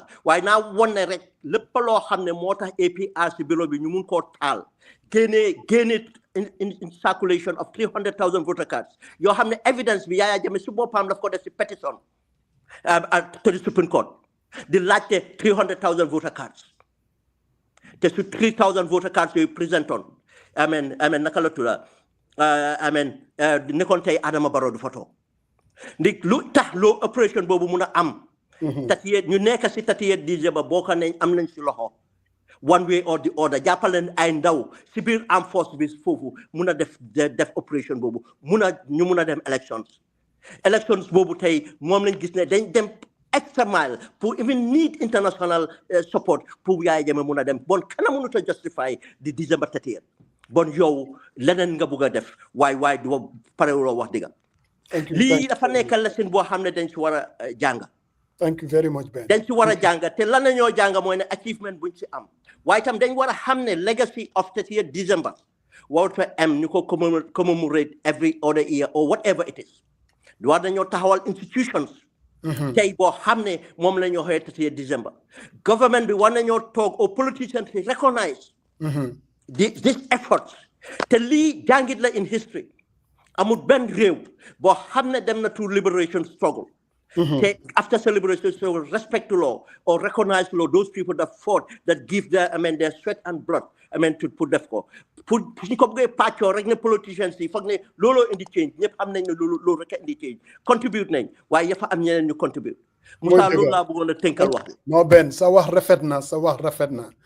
We appreciate you and you can still stay on because Banka, I'm going to allow Tukulor City to come on, but I want to also push the envelope a little bit, December 30th, and play with what I would call the hypotheticals. If it was successful, then what? Could things could have been worse? And looking back, was it a little bit too ambitious? So, Banka, but let's allow Tukulosi, sumo xulo wale la legi jubo nañ parce que nee na apologize na ci man so balal naa ko. Yow yaa war a apologize moom de. Coach. Suma sister la bu ko fi di finde nga banka fi so nga ku fang fu mu ne bi ko xam nga ne di nga am banka na la dimbali. Coach, gis nga Musa Jeng mu ne man ma apologize why it cost him a whole $10 loolu la ma neexalee so te loolu I have the evidence su la neexee ma dem post ko Facebook kon nga xam ne kon moo ma tooñ. So Tukulor, I still remember yourself, Fatou Kamara, Mama Linger, Joy Hatch. We all still remember that. And can you believe it, Tukulor? It was 10 years ago. Yeah. What say you?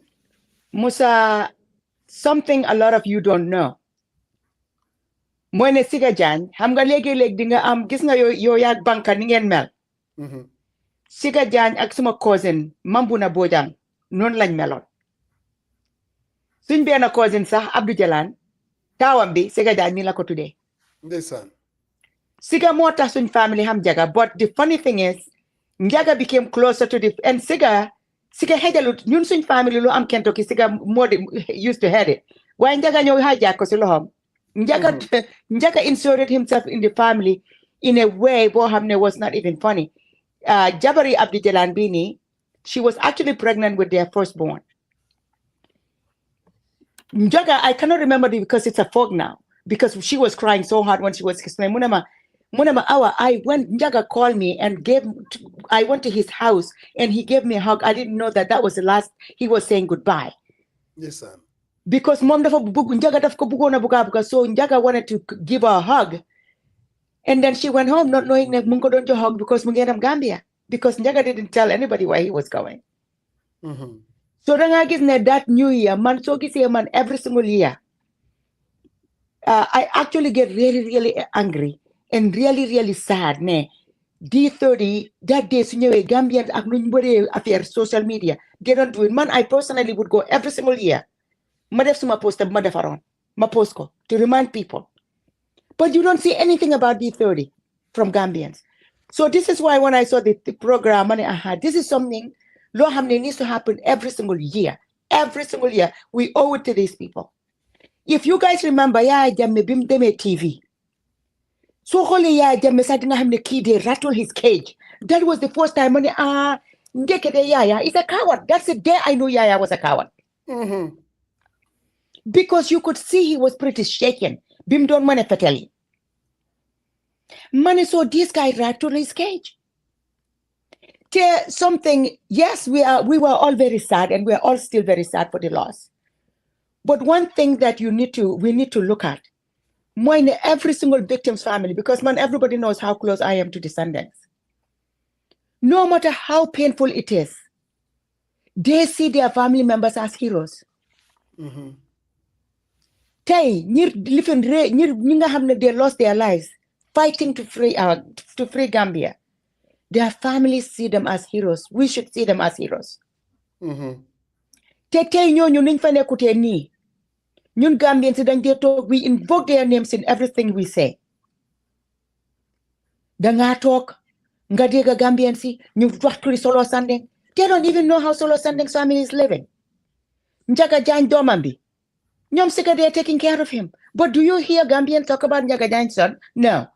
I can go on and on and on about all of them. Because Solen Fateloko, Lamin Sane Jabaram, she was not doing very well financially. But you don't hear anybody help them. So nyun dekala nyun jep to nyuna talk na danyo help every single family. But today, as we commemorate the D30 folks today, I am challenging every single Gambian who's going to watch this broadcast. I am challenging you to reach out to one of us. Telephone number family bini. Don't tell us what you're going to do for them, because what will talk the families? Choose a victim family. You're not doing it for them. You're doing it for yourself, because tenyom and sacrifice. Coach Wanakovi. These heroes not a Gambian to talk. Jokne, you know what? Ñun tamit legi fokk ñu ndembale loxo borom la ca fekk tubaab yi dañ to wañu ko yeen so leen jokkete ngeen xéal seen boppa dinañ leen dimbale de waaye yeen yéenay njiit xeex bi. So these people started something. They forced us to finish what they started, because D30 ku bokk na ci struggle bi, D30 forced na la nga bokk ci struggle bi. Dëgg ku toog nga weddi ñu ne Yaya Jammeh nekku di rey kenn. Yaya Jammeh, for the first time, he admitted he killed Solo Sandeng. Telling you, dead why? Because how many times did we put stuff, swing video on Facebook, Musajeng? You are lying. You are lying. You are lying. Violent belief in Lord Amut. Why D30 at Solo Sandeng? Then we be Gambians. We owe it to those families. To those families, and they disappeared. I'm a Gambian, see. One of the things that I am very afraid of seeing new strugglers, they have no idea how we arrived where we are today. Could one of something very simple? Put just something as simple as streets. Ngani, you know what? Tipo garage. Solo Sandeng Naka Square. D30 Lifini. Somewhere on Marina Parade. Nga Lifini D30 Square. It is important for us to know this is how people are going to know their history. Then you know, D30 Square. Solo Sandeng Square. April 3rd, 10-11 Square. There are many people who do not know how we arrived where we arrived. Today is another thing, Lo Hamnetamit, Bugana Gambian si bayi ci sen hel bu baaxa baaxa. Ñi tok naan coupiste, man ñooñu duñ ma dee merlo. Billahi duñ ma dee merlo. Because these are people who are ignorant, and their ignorance is created by the fact that they were really not in the struggle to free the country. ñoom tooguñ ñu ñàkk seen mbokka ku dee koo xam ne yaa jame téye na ko yaa jame rey na ko yaa jame meem na ko. These are the people ñoo xam ne dañ nekkoon foofu ñun suñoo defar ñoom ñu yaaxa. So of course they will say those things because struggle bi nekkutoon si seen defee. Gis nga Banka lu ñoradi. There's something that happened between Banka and I. Loo xam ne Banka gave me a gift out of that whole thing. And it's in the form of getting to know his mother very, very closely and getting to be friends with Mariama to this day. Because man, Banka ak Fatou ñoo ma indi in that family. maa ngi remember biñ tëjee Banka maay wax ak mère bi. Mais she rest in Jannah. maay wax ak mère bi mu jooy. mu ne ma tukulóor mu ne ma si soose tukulóor mu ne ma hee mu ne ma gàcce bi suma doom bi fi mu tëdda ñëpp nit ñi dinaan wax suma doom bi mu ngi jël. Then I sat there. This woman went through the whole thing with Banka, but I explained to her, "Mana ko ndeysaan yow ni nga gisee Banka fi mu tëdda nag ak ñun ni ñu ko gisee du benn ma explainal ko." mu ne ma soo da nga bëgg a ne suma doom bi Auntie Fatou is right there Auntie Na she lives with them. mu ne ma da nga bëgg a ne kon suma doom jàmbaar la ma ne ko waa sa doom jàmbaar la. And then she went from crying, sobbing, to having a conversation with me. So people need to understand me. Somebody like Banka Tay. Banka bàyyi na njabootam dem Gambia because of the sacrifice he made. But Tay soo laajee Banka, do you regret it? Banka will never tell you he regretted it. To me, that's a hero. This is why the D30 folks, we don't call them victims, we call them heroes. Because they risked their lives and they were willing to do anything, not for themselves. Munga, you hear rumors, he bëggoon na nekk president, but I can tell you something. Njaga Jaan, Lamin Sane, Jaja Ñas, Banka Mane, they did it because they love country.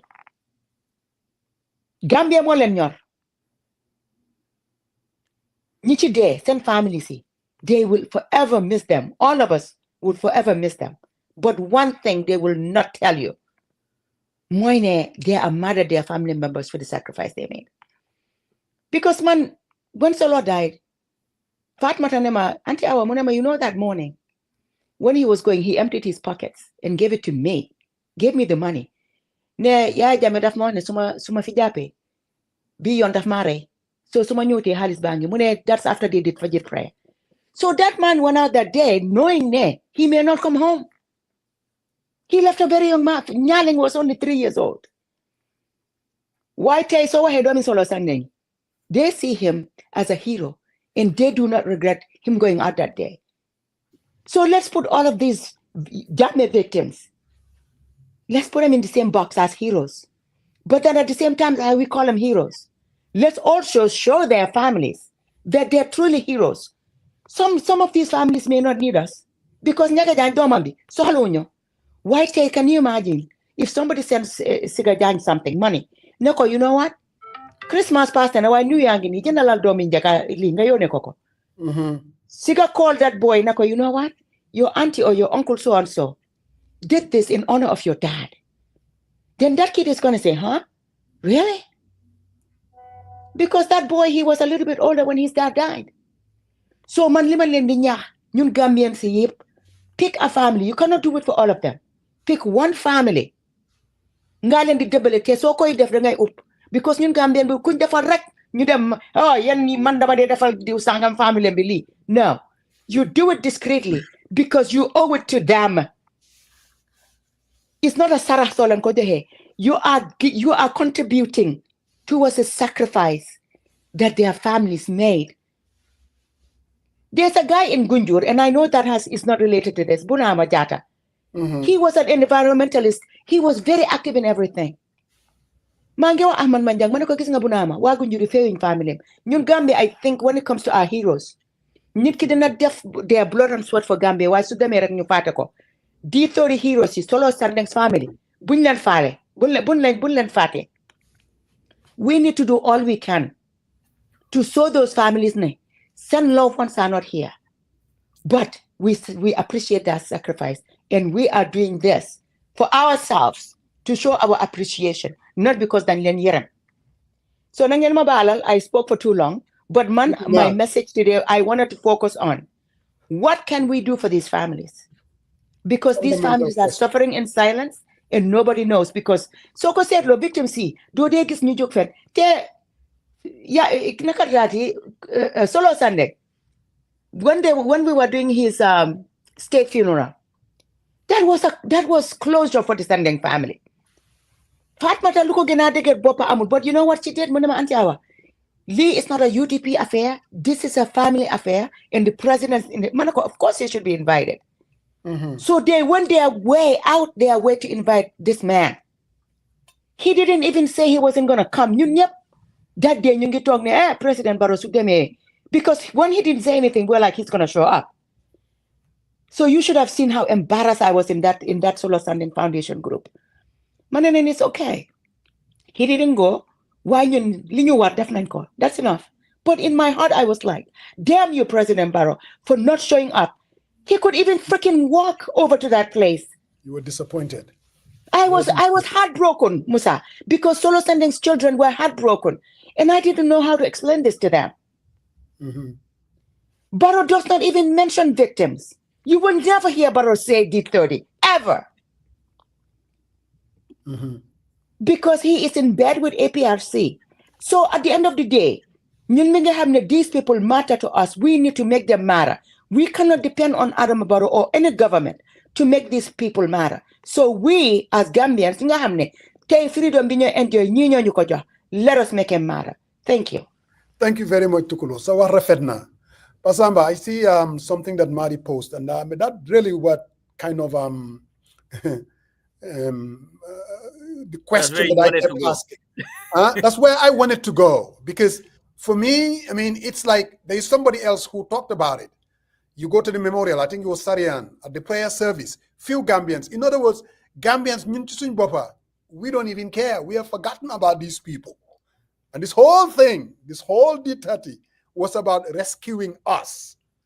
And I think Banka failed off. I was like, oh, maybe not. There are some other people that came on, Suf, Ogis and Sol Baji. So I'm going to bring them on to have their say. And again, anybody else who really wants to come on, because we have to not only commemorate, celebrate, memorialize these people. And Pasamba, where I want us to go, as D30 as a foundation, D30 as an influencer group, have we done enough? Because there are things that you have said. In any country, nothing happens without people working at it.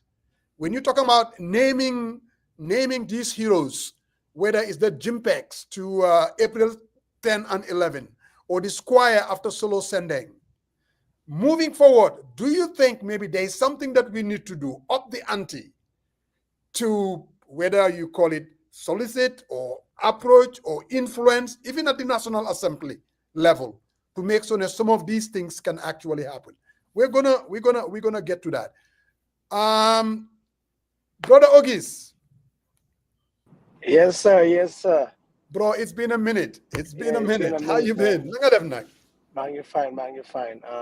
Yes. Jerejef. Aramanyo ud fuma park.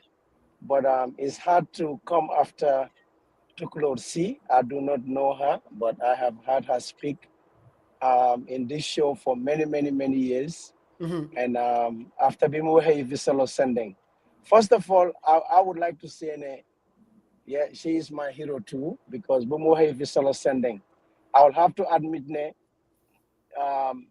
the D30 people no one should call them cowards, or no one should call them any other name that is kind of demeaning or anything, because those are the people who actually are the heroes. Come in previous speakers were here. People like me are actually the cowards, because we felt like we had the passports, we can go to Gambia, and we were scared and we did not fight. That's just the honesty. And to me, when Tukulosi started talking about Solo Sending, I said, yes, I was a coward, but let me do something. And I went ahead and, at least put my money where my mouth was. I donated toward the foundation. That's what got me started. But what really the reason why I called today is just to highlight the sacrifices that the people of the D30 has done. And again, it comes back to me. I think Banka is a landed person. Alaji Barrow and most of these people, looking at their profiles, they are well-landed people. And for them to put everything away, to go to put themselves being selfless, to put their lives and their families at risk, to put their lives at risk, to put everything that they have worked hard for in this country at risk, and go out there and sacrifice on behalf of all of us, including those that run their mouth in this show and they were also coward, but they won't admit it. To me, that's the reason why I said I'm going to come forward and pay my tribute to these people. Yes, most of them I do not know them, but I know Alaji Barrow. I came in contact with him during his writings and reading what he does and his show at Peter Gomez. But we need to definitely do something for these people. We need to do something. We need to honor their life. Whether this year it falls on the 29th, I guess. But I think every year you guys do a good job honoring them, and I think that needs to continue. And I think Musa was saying something. Whatever needs to be done to honor them, so people know that these people has actually sacrificed. I lived in Atlanta for a long time. I never knew. I have known Banka at a distance, but I think it was after the sacrifice that he made that kind of drew me close to him, because I had to go through a third party. Yes, I knew Musa, but I was not I didn't know Banka that much. But people need to understand that Banka and all these people have sacrificed a lot. I know I sound like I'm repeating what Tukulotsi said, but honestly, I do feel that Banka and all these people are actually my heroes. I don't think I deserve anything more than the sacrifice that Banka has did and all these people, especially those that have lost their lives. So I'm not gonna make it long, but I wanted to register that. And Banka and Alaji and all those that are still alive, you guys are my heroes. I am not a hero. I am a coward, and I never fought the fight. I was scared, hiding behind, being able to go see my family. But you guys are my heroes, and I'll cut it short. And I'll let you guys continue. I appreciate you all for letting me speak. Mr. Geese, thank you very much, man. Appreciate you too. Saul, what's going on? Thank you. Hello, guys. Good afternoon. Can you guys hear me? Yes, we sir. can hear you loud and clear, Saul. Okay, nuyu naa leen maa ngi nuyu suñu mbokki Gambien yépp di déglu. We appreciate you guys, for the people, by the people. So 10 years into this struggle that hasn't ended the way we want, the majority of the Gambians, as the 77% of the survey that just came out seems to suggest. So in honor of these heroes, I am going to take a different page and I'm going to ask the question. What do you want, Gambians? What do we want for our country? What kind of Gambia do we want? Is this acceptable that people would sacrifice their lives? And we have a government that came through as a result of those sacrifices. And we have 10 years, we've been going, what, 8 years now, 10 years for them, that we have no way of recognizing them, but we're cajoling the people who actually exacerbated our situation to the extent that these people left the shores of the United States to go and try to liberate our country. So what do we want as Gambians? Lan lañ buga? Coach Samba Diaw, Musa Jeng, Sariang, Tukulor Si, mbokk yi déglu fii yépp ak ñuy déglu tomorrow. What do you want for your country? Lan nga buga Gambia? What do you want? Is this the Gambia that you want? So I'm going to tell you what I want. I want accountability, justice, and reparations. And in that context, that these heroes be recognized, be given the credit that they deserve. And that cannot happen with a president who is cajoling and dining with the people who actually created the situation. So, a government that will sit there and hold everyone accountable, but they must impose the justice, accountability, and the reparation for the victims. And then we recognize these people, comme nous ko Pasamba Dia waxee rek. Whatever recognition we need to do, it has to be given to these families. Maybe a fund program would be created where we put money away and help these families. If we have to give each of them a piece of land, we do that. It is not a reward putting a ninja and just something as other people would claim they must have committed a crime. There was no crime there. And all of us know why. If Coach Pasamaja is telling us that one of these heroes, his brother was murdered and butchered by Yaya Jammeh in the streets of Banjul, then you would see the anger in that person to the extent that we're going to sacrifice life to liberate me. So what do we want? We should all be pissed off and upset right now. But we have to be cautious, then use our heads and be able to plan ahead. And the question should be, accountability, justice, and reparation for all the victims from 1994. Betay, Ninga Hamne Yaya Jammeh, Memnalen, and whatever Adama Barrow did in violation of people's rights, including my brother Alaji Sow, who's struggling because of Linkodef. We should put them in all. There should be some kind of a committee. It is going to look into all of these criminal behaviors. You clean me. Imam Chise of Detroit just posted something this morning talking about all of these things. We are going to be 60 years on February 18th, 2025. In less than 2 months or thereabouts. 60 years la ñoo am. Mënuñoo jéné suñu réew mi, a country of 2 million people, mënuñoo jéné suñu boppa to be able to compete with the outside. We are regressing. So we need to recognize these heroes. Let's recognize them and give them the credit that they deserve. The Solo Sandengs and his family.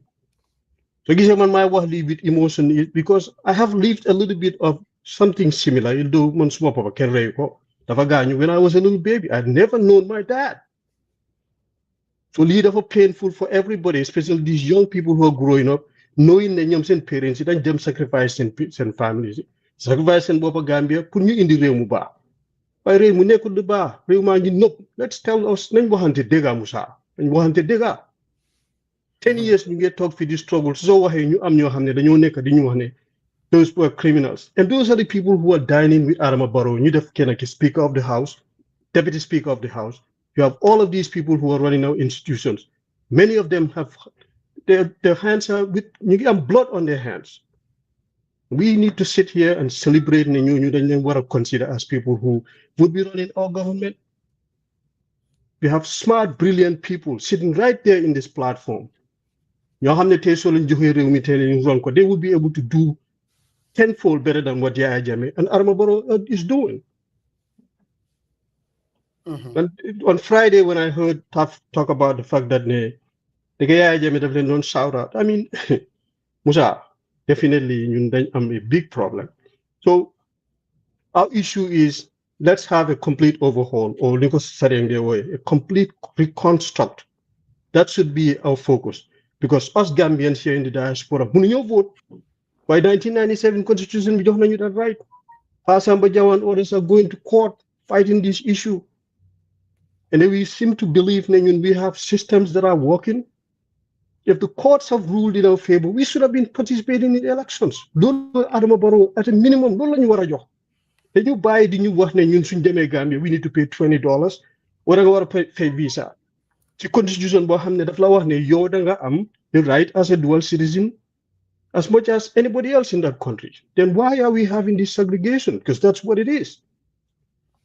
In conclusion, complete overhaul or reconstruct Malola Bugal Gambia, and then corruption must be gone.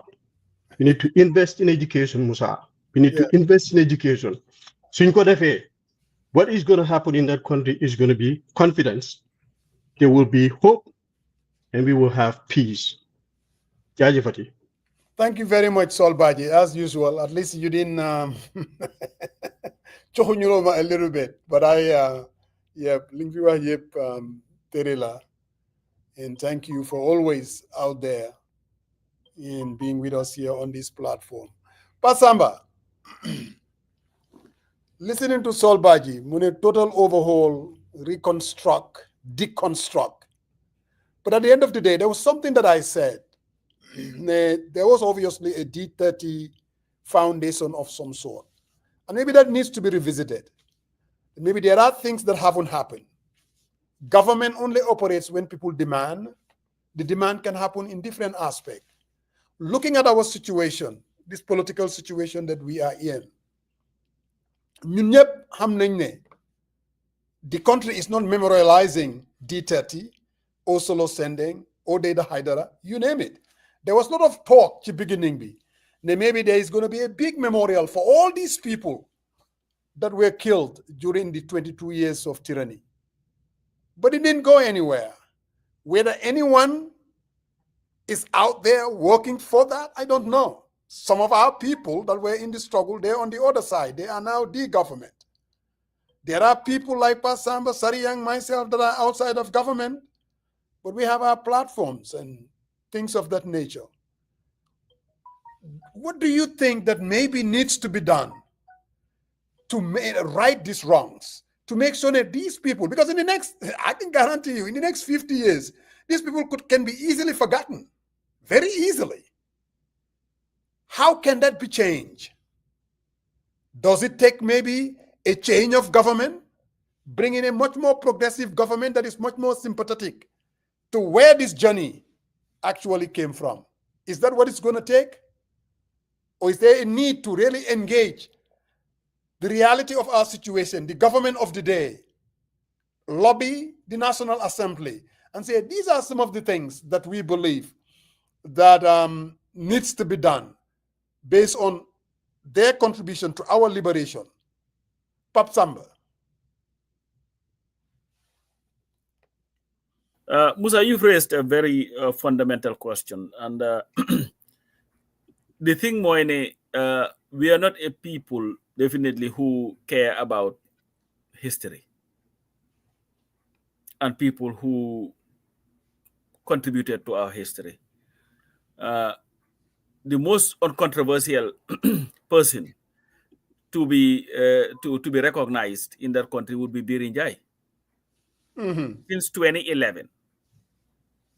In fact, a little bit before that, Sasibopa, when Buhari started this whole thing, the petition that was signed by everybody, people who supported Jammeh, people who did not support him, everybody in agreement that, you know what, let's just name the Independence Stadium after him. That did not happen. Even though he was a strong supporter of the APRC. When the change happened, after he died, a similar thing was done again. The petition was done. They even went to see the Minister of Sports with some veterans and everything. That has not happened. So it's like, it's not something that we are too serious about doing in that country, Sibopam. And as for the foundation, I'm going to let happen more. After a while, people just like to move on. And Musa, you're part of an organization. Gambians are not the most organized people. Organizations are left with 1, 2, 3 people. When those people, that's the end of that organization. But like you said, we have to really look inwards, because this is not about being pro or anti-Barrow. This is about celebrating those who contributed to our country. And it doesn't matter whether you even agreed with them. And that's it. We have to look at it from that point of view in the first place.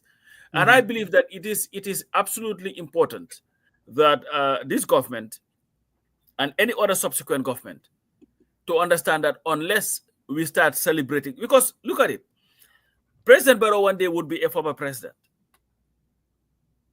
And I know he would want to be celebrated for whatever he might have done.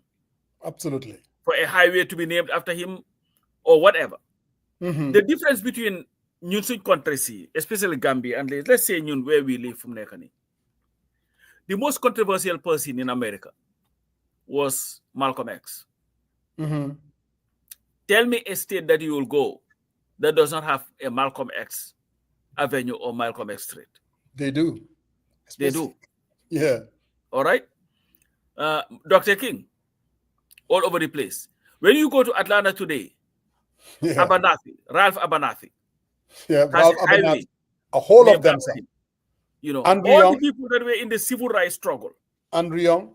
You know, Nyom Andrew Young, they have these, you know, places named after them. In recognition for what they had done to the country. All right? So, Sumanekon President Barrow, I would be forward thinking, you know what? I built that highway in Nakalatura, LLR or whatever, URR or whatever. It will not be, naming him after himself doesn't mean anything. But let's say if a President Musa Jeng comes in tomorrow and say, you know what, in recognition of what the president did in building highways, we're naming this highway after him. That is celebrating you. So this is why, and he is the only one who has the powers to confer some of these things on people, like, let's say, these awards or whatever. And I think there was the 2020 Constitution had called for, is it the National Awards Committee or whatever, that Something would like identify that. people, something like that. Yeah. But we need to have that. Musa, look at America and all its history. Mm-hmm. There is only one American who has a holiday named after him. Only one. George Washington. No. Who? George Washington, that's the President's Day. Wow. Martin Luther King Jr. Oh, you mean Martin Luther King? You mean just one American? Okay. I thought you mean the president. Okay. Columbus had been changed because it was based on lies. Yes. And abuse. It has been changed now to like the American heritage, this thing. But the thing is, for that to happen, though, I like see where you're going. Yes, but the for point that I'm making is, we all know that for that to happen, for that to happen, we have to push. The president lives in a bubble. Yes. The people that have his ear. When someone is in a bubble, and I'm not trying to excuse a damn thing, to be honest with you. I mean, I wish this man is progressive enough to know exactly where we are coming from. But again, when you are in a presidency and you are in this bubble and you're surrounded by people and everything that happens is kind of highly politicized, are we doing enough on our part to make sure, you know what? These are things that needs to happen. We're going to lobby for it because politically it can even be helpful to the president himself. But he needs to be convinced. Someone has to have his ear. Now, there are hospitals named after... That's what I was saying, Musa. That's where I was going. Okay. Because the reason why I brought Dr. King, imagine the difficulty. It was, and it took years. Yes. But it was the wife, it was the wife and other people who led it and say, we're going to have this. So the advocacy that you're talking about, that's where I was heading. Yes. And this is where we have to start this. This is why, Musa, when I talk about like the solo sentence choir and all these things, it's not just because I believe that advocacy needs to happen, And the way that I talk about it in public is the way that I talk about it in private with those that are responsible for these things.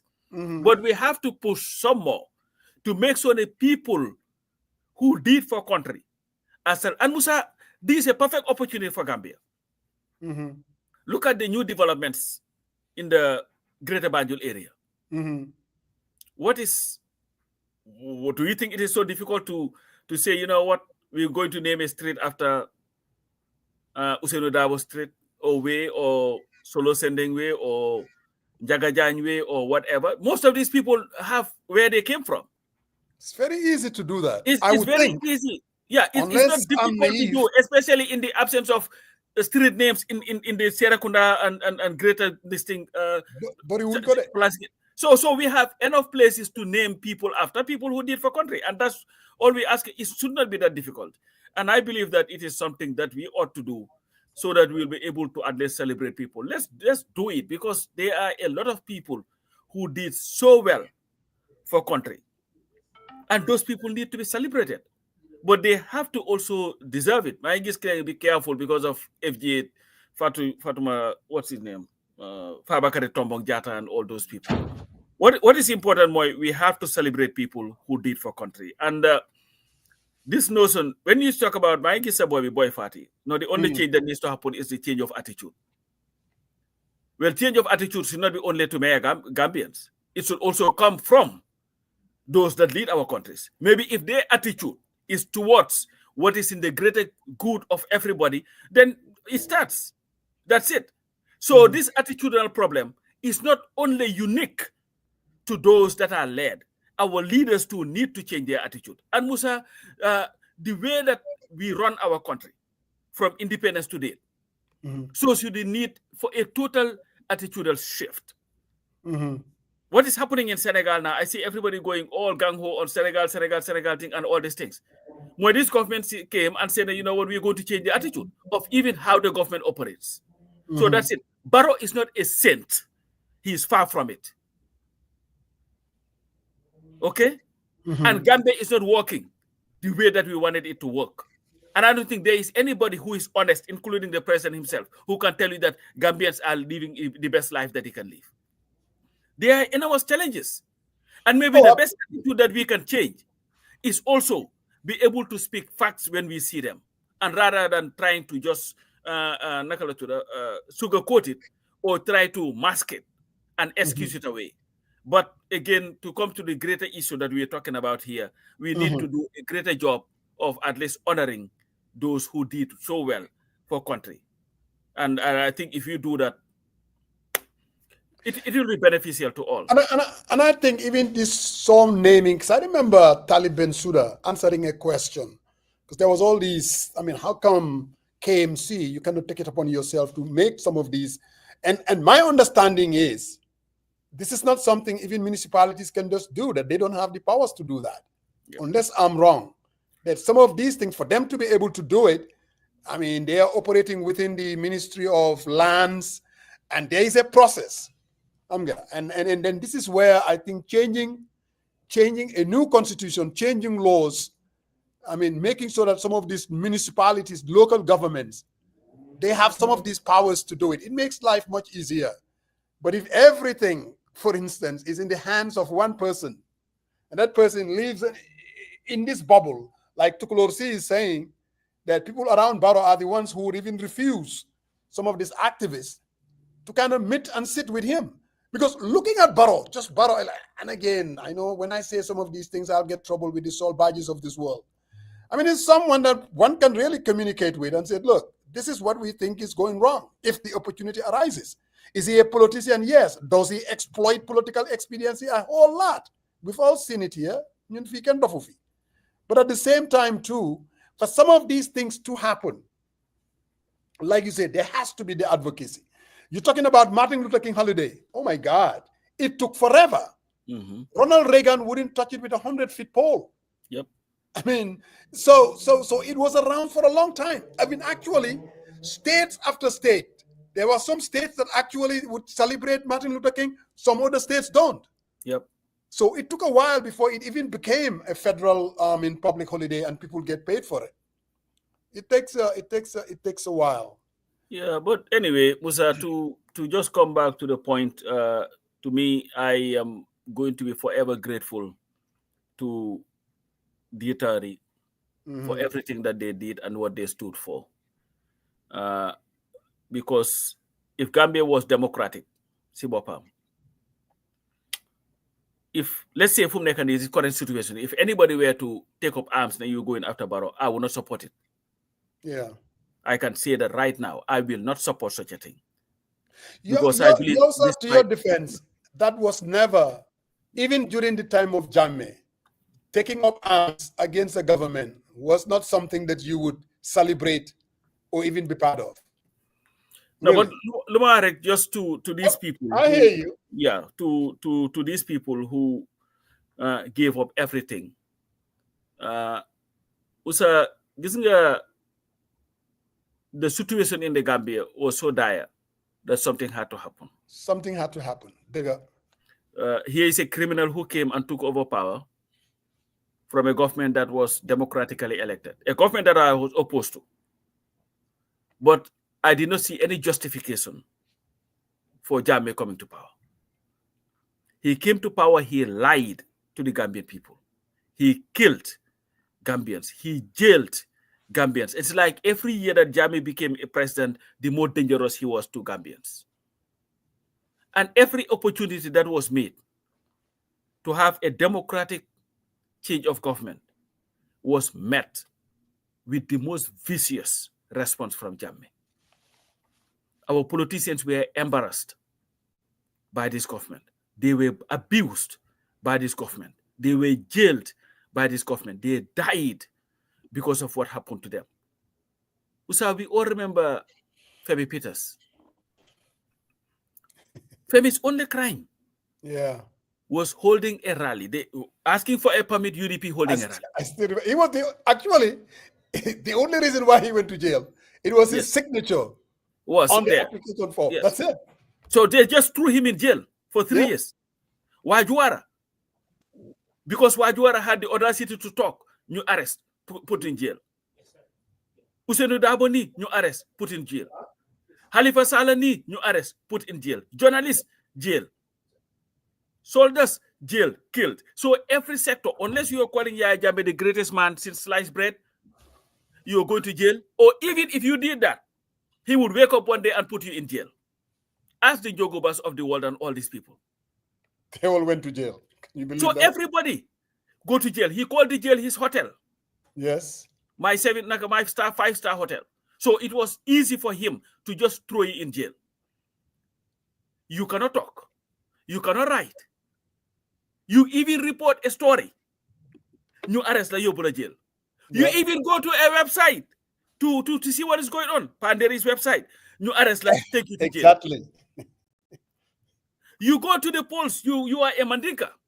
They don't even know who you voted for after 2001 elections. 2001 elections. He decided, you know what? I'm going to purge the civil service of all this opposition. You are UDP fired. You cannot wear yellow to go to work. You cannot wear yellow to go to the State House because that was that yellow was unacceptable to Jammeh. It was the opposition color. And what was left for Gambians to do? Musa, there is nothing that the diasporas had not done to follow the law. We, MRDG, started with the 2001 coalition that they were working on there. 2003, we came here, STGDP, coalition. When we lost, 2016, 2006, 2011, we are still going back to coalition. Everything we did was coalition. And then what do you have? A Fatou Jaumane, who was interviewed. She spoke her mind, went to the Gambia. What happened? As soon as he got there, Changas, the luckiest person in the world was Fatou Jaumane because at least her brother was there to see what was happening. So before they could do anything, we were able to get word out that she was arrested. That pretty much protected her life. And that not only protected, that changed her life forever. For life, forever. Totally. Really. Yes. That trip to Gambia changed her life. And look at the criminality. Sorry, Sharian, you can cut me off. Just to lay the foundation to why that was the last resort that Gambians had to use. Musa. You arrest Halifa Sallah, Amadba, and OJ after they came here. Now you saw Nat as a threat and say, these people, definitely they're going to defeat me. Yeah. So disintegrated, let me arrest these people and accuse them of treason. You arrest him in front of his people and went on the radio and made an announcement that Halifa is at large and anybody who is found harboring him will be committing an offense after you have arrested him. Yeah. What did you want to do? It took the wife to write an open letter and said, when you arrested him, I was standing there. He was arrested by you guys. So you had all these things, Musa, people dealt with them. And there was nothing, no hope that change would happen. And even look at when we got the change.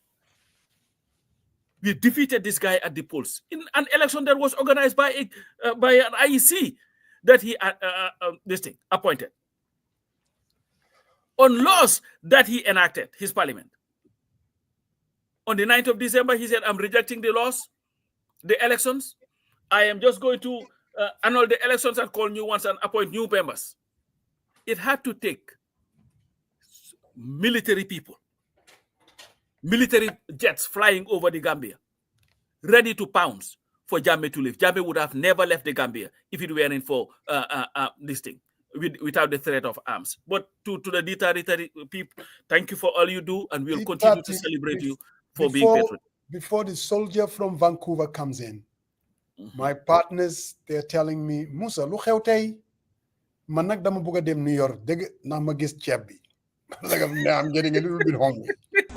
Welcome to Kid Aisha Restaurant. We are located at 1460 Boston Road in the Bronx. We are open 7 days a week from 1 to 12 a.m. We serve Senegambian food and American soul food on Wednesdays and Senegambian food all 7 days. We do dine-in, we do takeout. We serve Chevijin, Cheviapa. We do Mafe, we do Plaza, we do Ebe every other day. We have Yasa Ganat with rice, super kanja with white rice and fufu. We serve a lot of delicious foods. For dinner, we do dibi, chicken dibi, penta, whole chicken. We have shawarma, lots of good food. Also offer catering services for weddings, baby showers, birthday parties, whatever you need, we got it here at Kid Aisha. You can call us at 718-450-8606. And we're also on Uber Eats. And if you've ever been to Kid Aisha, make sure you leave a review. Thank you guys for supporting, and we hope to see some new faces. New World International in its work to educate and sensitize overburdened communities regarding environmental justice. The meaning environmental justice is the idea that everyone should have equal protection from environmental risks and harms and equitable access to a healthy environment. NWI believes people should be meaningfully involved in decisions that affect the environment and human health. Here are some things you can do to help protect the environment. Reduce, reuse, and recycle. Volunteer for cleanups. Conserve water. Shop wisely. Use long-lasting light bulbs. Plant a tree. New World International in collaboration with the Washington State Department of Ecology will help provide training and equipment to help document and end environmental abuses. If you have any questions, contact New World at www.newworldinternational.org.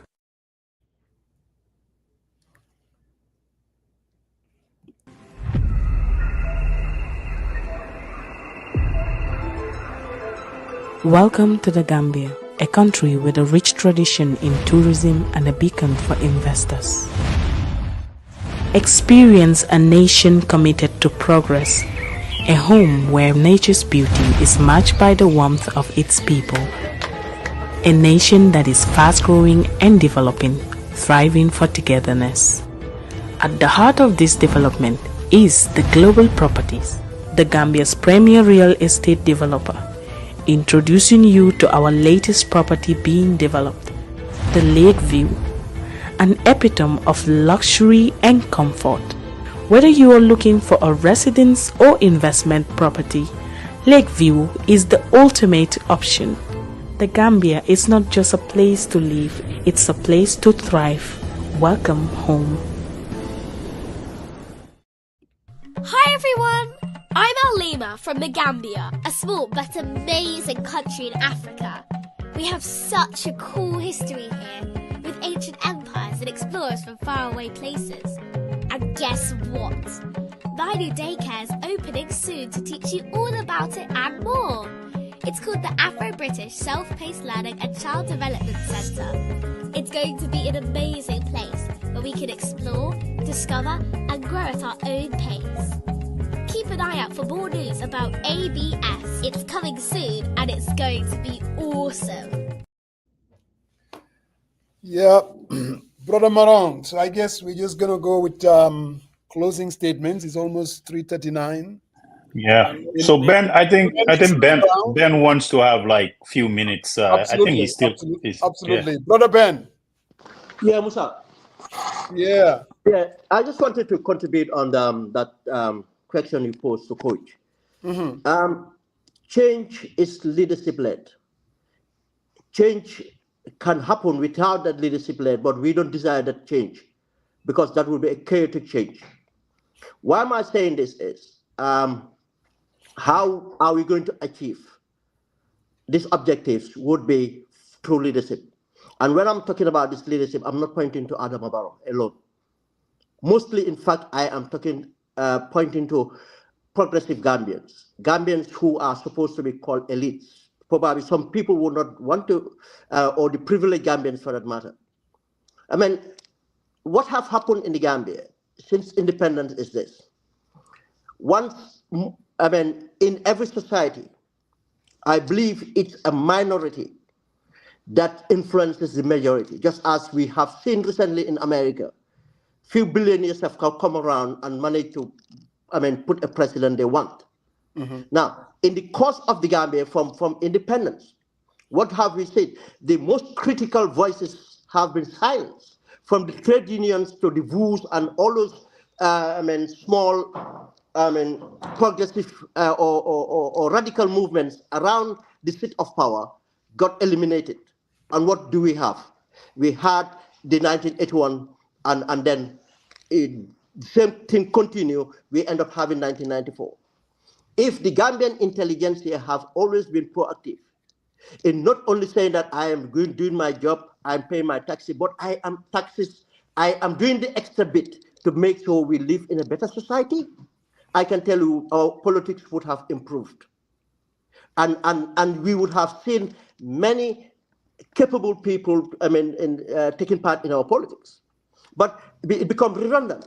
And you can see the evidence here that the people will appreciate anything that comes out good of a country. But again, if the people are not really political aware, they would likely to follow whoever influences them, because they don't know better. They don't know how to choose the right choices. In this sense, is when Jammeh came and appointed Birinjai, may his soul rest in peace, as a mayor, some people were against Jammeh, but when he did that, he silenced some people for a moment, because they seen that thing as a progressive move. And some thought, okay, we should give him a chance, because he have done something the Southerners have not. Southerners have named, both, not attacking these things about himself or wife or family or something else, but not the other people that have, brought about change or have fought with him to bring about the multi-party democracy we have. The reference J.C. Fies, the Edward Francis Smalls and others. And Yahya Jammeh did the same thing again. But you see, again, to say that Yahya Jammeh did not do that from a good, it was not coming from a good place, but he was calculated. What he did was he ended up taking the seat named after Sarah Job and name it after a supporter, Yankuba Koli. Just shows you the kind of person he is. He went on starting naming roads, J2K, whatever it is. Then what we learn from here is Gambians, especially the intellectuals or the privileged or whatever you call them, have to participate in one way or the other. I am not pushing anyone to join a political party, but there's an organization they can start, an organization they can join that will bring part of their contribution to bring in a better society. That's the only way we improve in order to bring about better leaders. And in that way, we will live in a progressive society.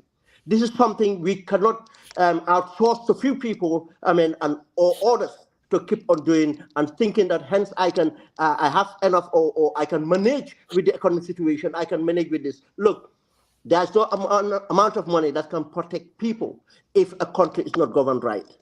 And this is the same thing, that the importance of recognizing heroes, people have sacrificed. These are the people that would be looked at as role models. These are the examples that we will look and learn from, and to instill that discipline, to instill that patriotism in the generations to come, in order to continue to sacrifice for their nations and their people and to improve. That's the only way we can build a sustainable democracy and a sustainable country. Thank you very much. Thank you very much. Thank you very much, Ben. And definitely thanks for dialing in. This was indeed an absolutely important occasion for us. December 30th, we were part of it. These people will never be forgotten. Brother Marong, last final words of wisdom. Today you gave me the last word, Faramos. Always, always. Okay, I appreciate you, man. Yeah, I mean, it was a solemn and somber reflection of where we at and where we came from. And I think, we all need to reflect back and think about the sacrifices families endure, folks that were unfortunate to have their loved one passed, and the daily struggles that they face and they encounter, behind scene. And we must remember them, include them in our prayers on a daily basis. And I think, you guys touch on very fundamental key, naming of the streets, but thinking about it, I think it will go beyond, and quite frankly, it will be a struggle or a challenge, if I may put it, because of anything that we wanted to do. We really kind of think about politics. Politics gets into the way of it. Yes. And myself, everyone else got to be blamed for this, but we got to remember, for example, these folks who passed away, I don't know who you would name, but I could not remember any of them pledge allegiance to one party or another.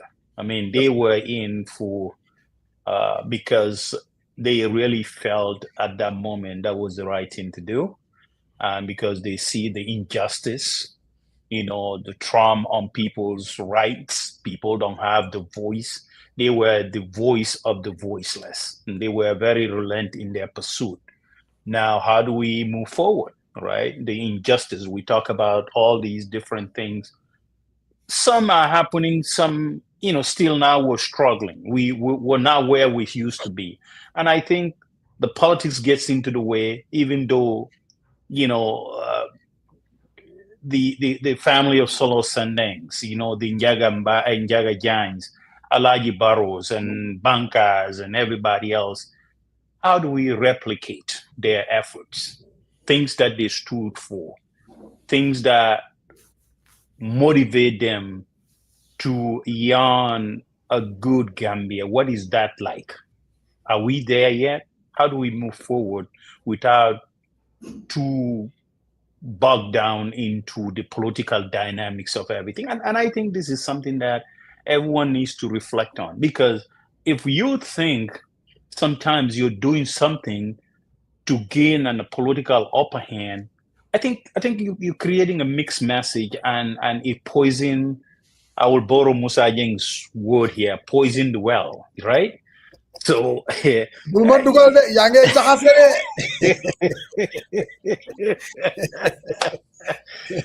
so I really sometimes Musa said, "Oh, you now you gave up. You were very passionate." But I think 2025 and beyond. Yes. What kind of tone do we need to strike?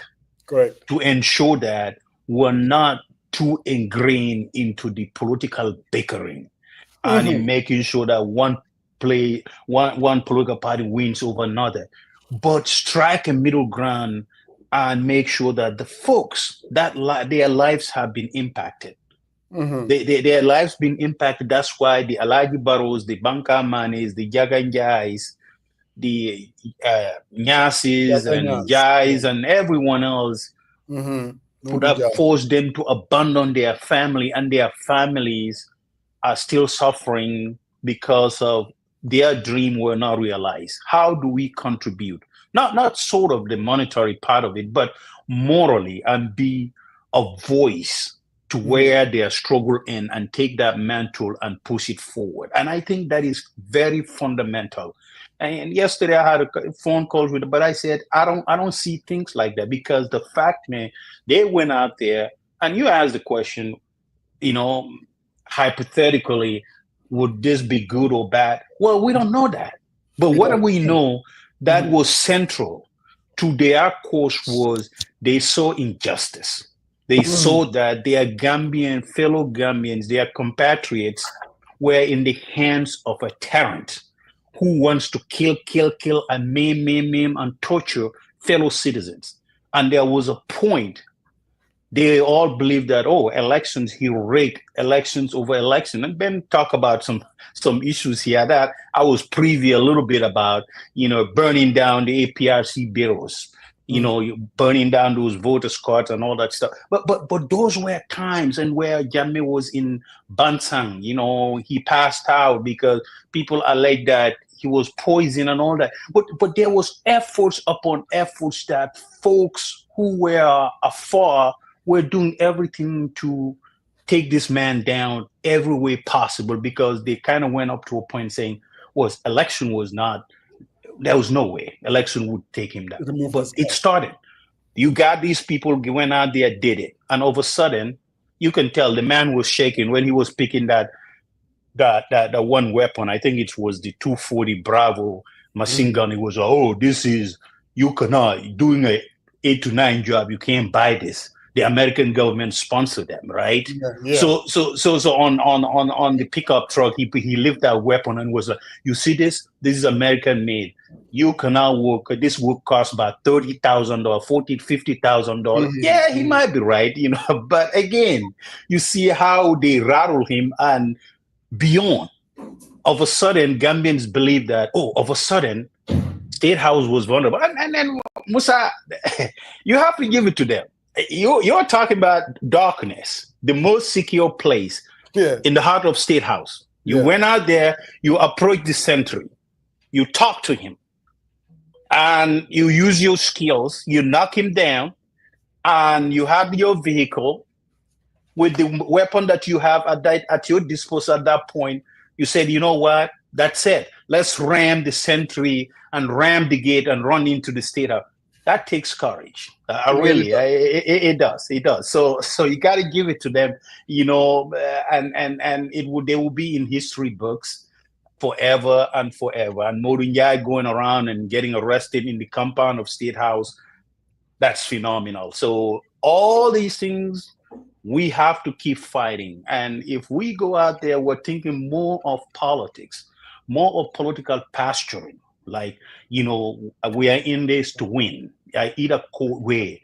I think sometimes it undermines our own messages that these folks stood for, and their families and their families who've been left behind, their kids who don't know their parents. What sort of Gambia would they realize?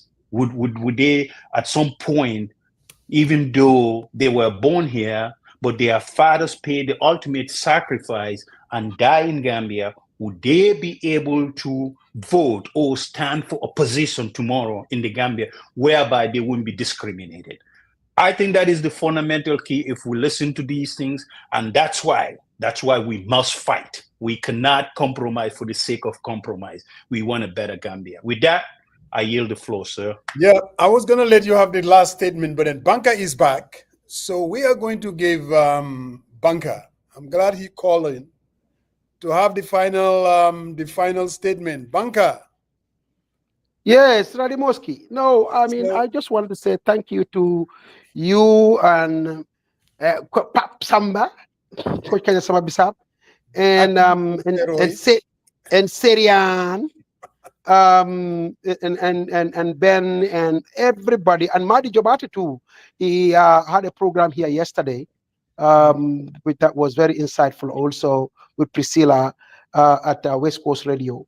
That was a really great program too. So we want to thank really all of you, and Koto Babakar Njai for his steadfastness in making sure that these things get organized and properly and done right. He's always really behind the scenes making it happen. And my man Chorno, I always tell people Chorno cared more about our case than even we ourselves when we were going through our legal troubles. So when it comes to December 30, let's always remember one simple fact, and this should not be lost on any one of us, and that is that it was an event of necessity. It was needed. It had to happen, and it happened. And if anything, the TRRC, the testimonies that we all heard over there during the course. I mean, a lot of these, Freedom Radio was a TRRC of its own. Fatu Network was a TRRC of its own.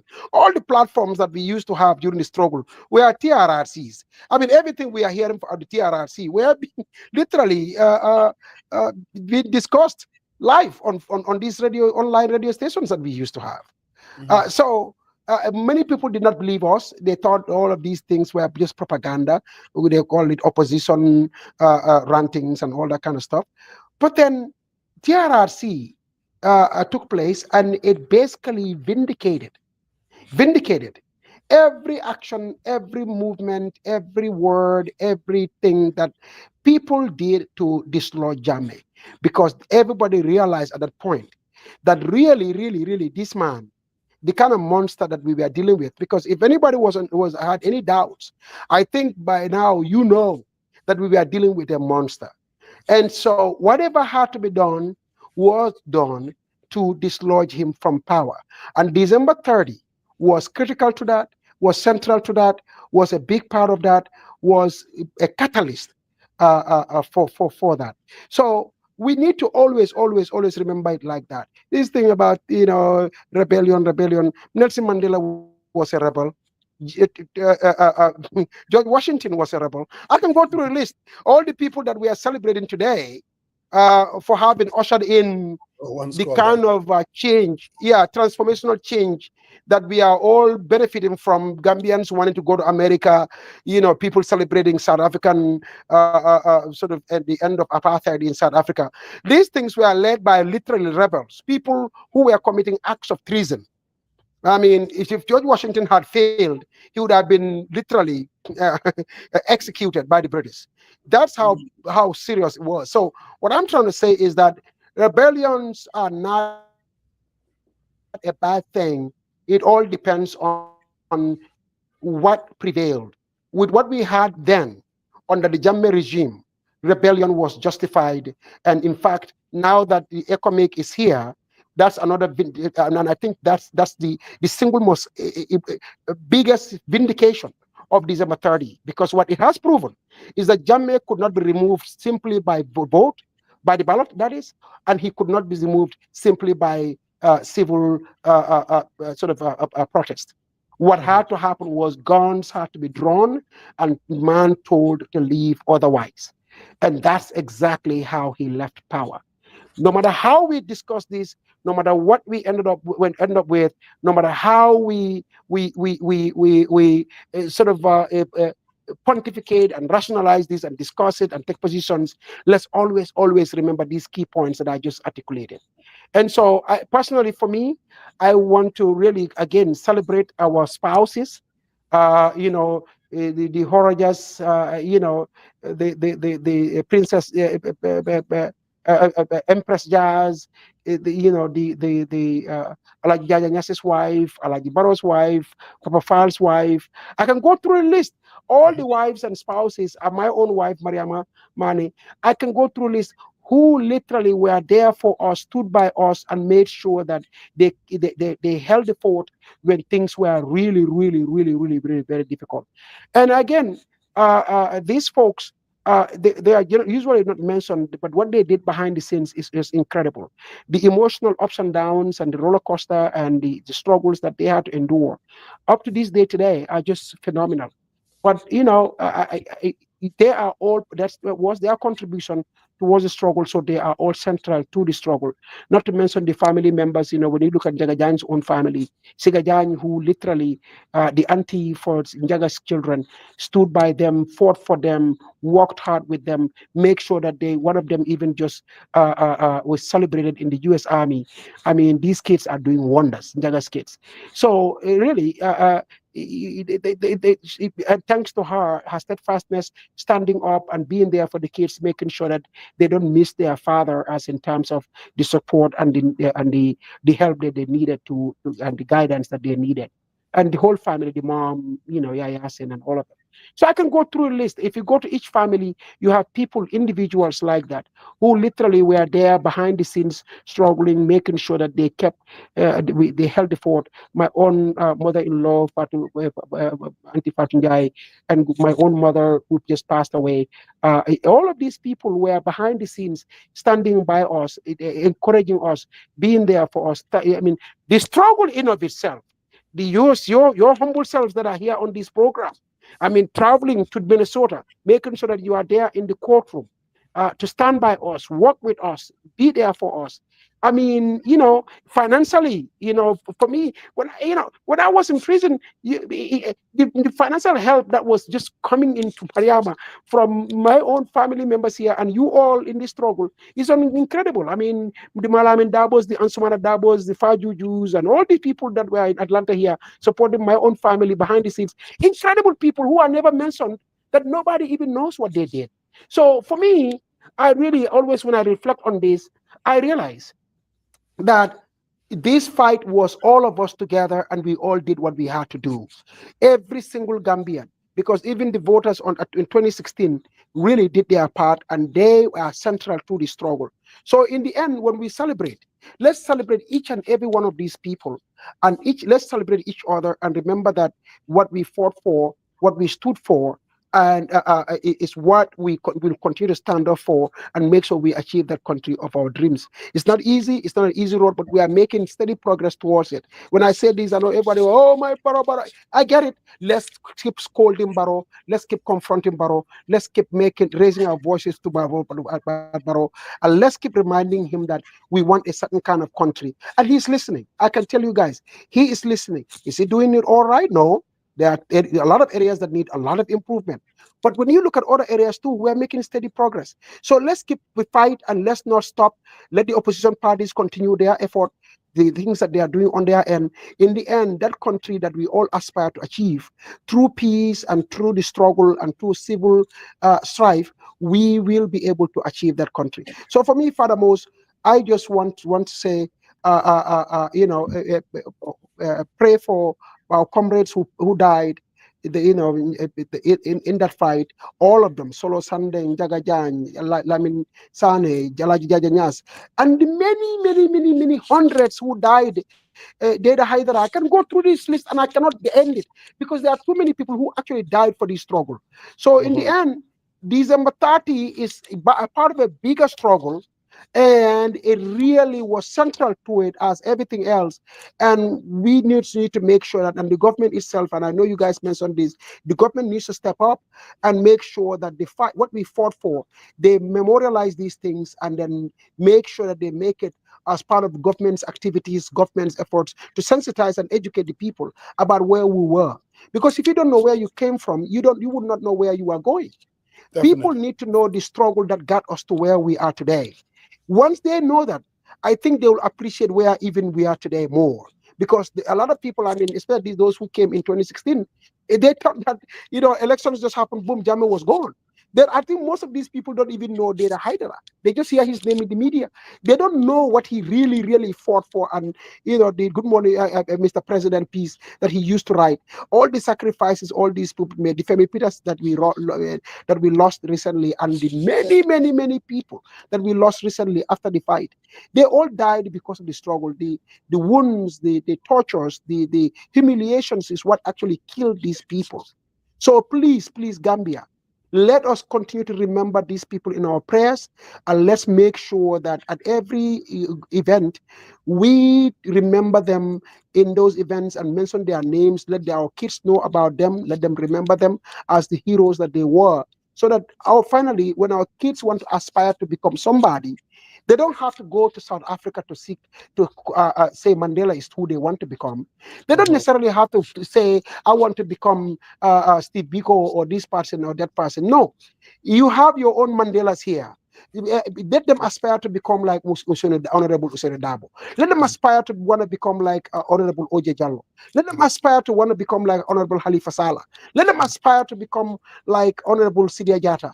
Let them aspire to become all the great men and women. I mean, Kemis and Jammeh. I can go through this list. Wajwara. These are people who made some serious sacrifices for this country. Let them aspire to become those people. If they become, I think this country will be in good hands now and in the near future. I really believe that. And I hope and pray that this country finally really achieves its aspirations and what we seek out to achieve. Well said. Thank you very much. Pankamane. We're not going to add a single sentence or clause to it. Beautifully done. And to our viewers, we have to thank them. We come here every Sunday. Sometimes we make you very angry. Sometimes we make statements that you want to jump into the tube and hit at Pasamba Jau, myself, or Sariang. And this was a special for D30. I mean, we're going to be off for about a month. We will be back around February 9th. Now, you never know now. We may surprise you with special programs because I understand Brother Marong is heading to Banjul. Don't, but why, man? Did I confirm that with you? Why my name gotta be thrown out there, man? Come on. You know what, you have been exposed, so we are waiting for you, Coach, one thing I gotta give up, man. You know you are always spot on your analysis. I saw Musa kind of massaging his head, and it was shining like a nose. No, he never had hair. I just want to make sure that he's out of there, man. The guy, he shaved that thing. He shaved that off the fan. What are you putting on the Moroccan olive? Is that what you massaging? Yeah. No, man, I just it was just my what just give me the news. Jimmy Carter just passed away. You know, Gorla, he could not live to see another Trump presidency. Yeah, I know. So he died at the age of 100. You know, a great guy, definitely, who did so well. A hell of a great guy. He did a lot more as a former president than he did as a president. You know, a very straightforward human being, decent, you know, honest, genuine. Yeah, they just sent Wall Street Journal just listing the news on my. But you know, he tried. You know, he said that before he died, he wanted to vote for Kamala Harris, and he did. Which he did. So maire bi demoon ci sabar gi te mu soloon benn montor so léegi maire bi jeexu rek ne yéen ñi toogee nii demee leen nii wañu and that's what Pasamba just did. Well, Jimmy Carter, you know, I just sent him from watch. He has a new watch. And Faramos, you know, I'm gonna notice about him. You know, he's the general manager now. The general manager. He's a big man. Hey, Banker, he's a big man. Banker, come on now. so nakadi masa dema ko ragal kero wana ko bala ko coach manako xam nga yeen big boss yi so la nekké general manager ñun bojo do leen ñu defale anymore manako suma la call na nga jël and yesterday I called him, he did not pick up my call. I was like Kumasena? He's writing up some of his employees and sometimes yes, you know what, I'm out of this show. I'm out. This guy, what happened to the voice struggle? He's now part of the bourgeois. He's now part of the DC cabal.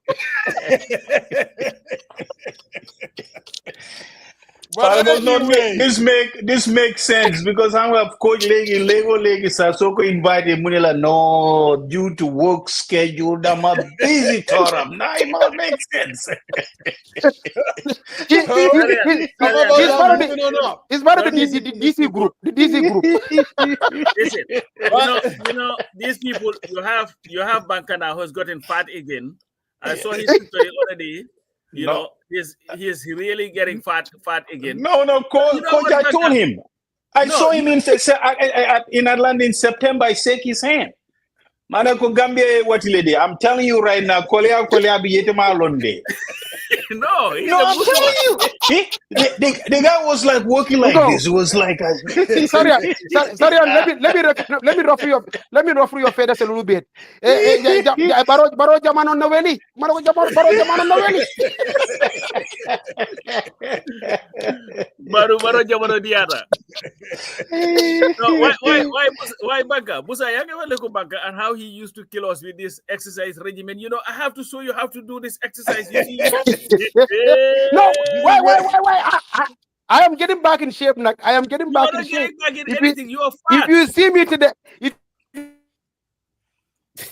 you see me today. I was on video call.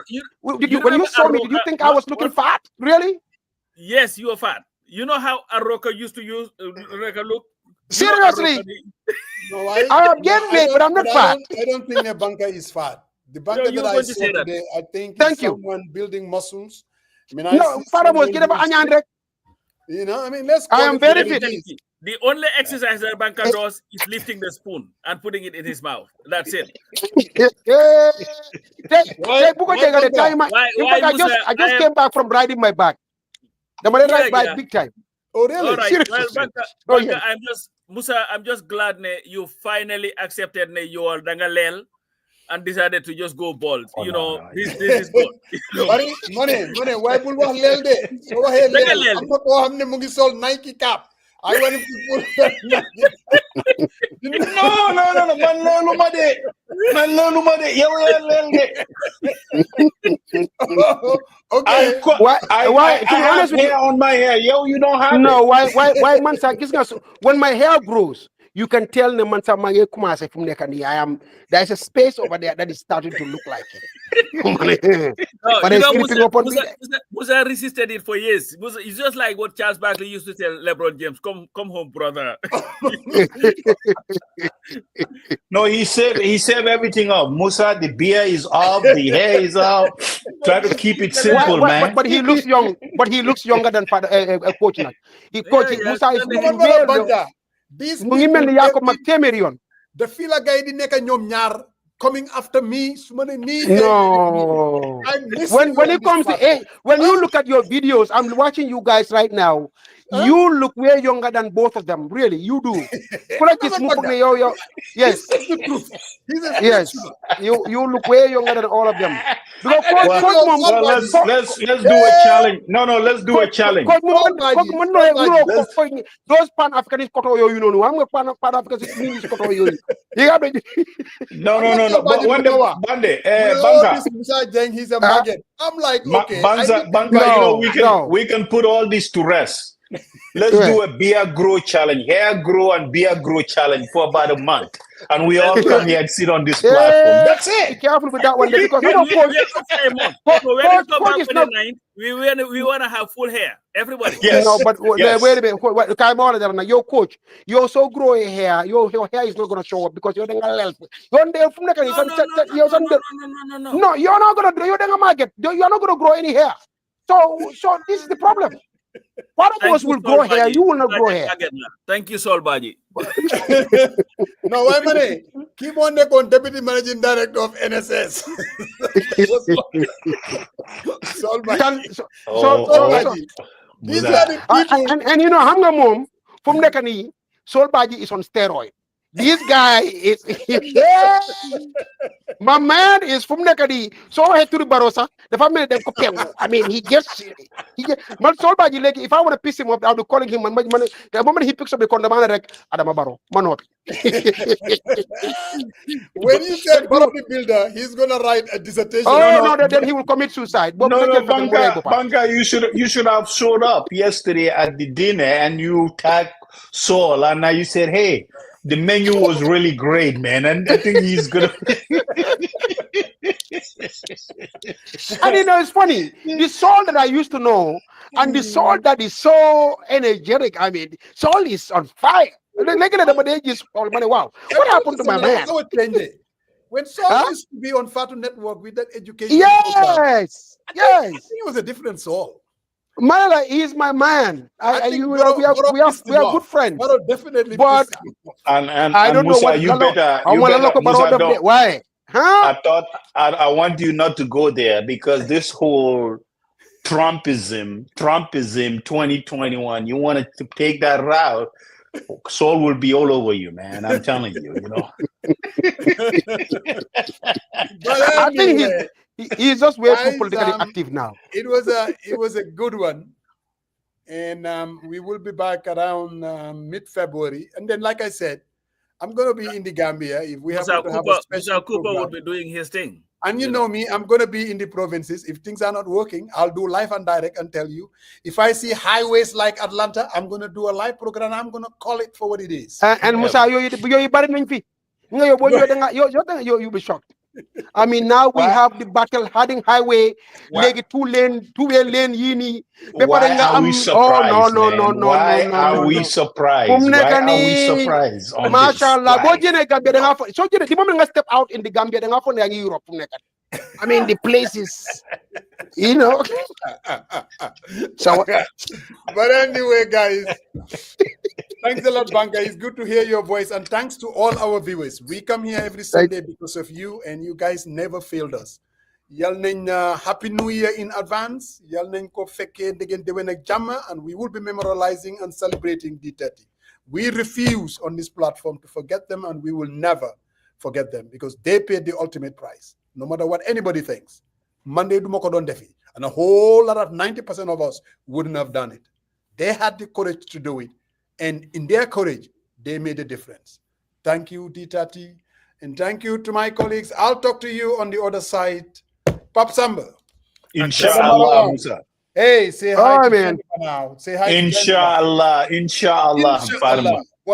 Yeah. Inshallah. Don't let Coach kill himself right now. Realize he was saying Bismillah loud. I said, Musa, but if you're in prayer, you recite quietly. That way, not everyone can get distracted. No. What was Coach reciting at that time? Coach, what were you reciting? Because just now, young see hand different Kwanza, you jama, you guma, how much I saw him wrote something about Brewer, and then somebody, I think it was Modunjaya, said, "What language are you speaking?" Kuka jeda confused about key. So he's jumping from one religion to another. He's jumping from one religion to another. Muslim la one. But Kwanzaa has nothing to do with religion. So what is it? What is it again? No, today is Pujama, and it is Pujama. Yes. Was that from Tanzania? I thought Ujama. Yes. Yeah, those are Swahili words. They are all Swahili words. No, it was created by this African American guy. He's a professor at one of the in the 60s, and that was just for African Americans who were taken from their culture, from their religion, from everything, and brought here and forced all these things on them. So he decided to create Kwanzaa, which was not in competition with Christmas, but it starts from the 26th to the 1st of January, and every day is a theme. Like the first day is Imoja, which is unity. You know, you have cooperative economics, you have faith, you have Nia, you have all these things. And so I'm not So tomorrow, Lala. So tomorrow will be. So what is tomorrow? You know what? I'm not paying you any mind. You're not serious. No. We just want to know. We just asking. What's the problem? We just want to know. Tomorrow, what is tomorrow? No, Banga. Anyway, guys, I gotta run. Again, anyways, Father Mose, safe travels, Father Mose, okay? Hey, if I don't talk to you, I'll talk to you, inshallah, okay, next year. Okay? On the other side, All right, man. All right, guys. All right.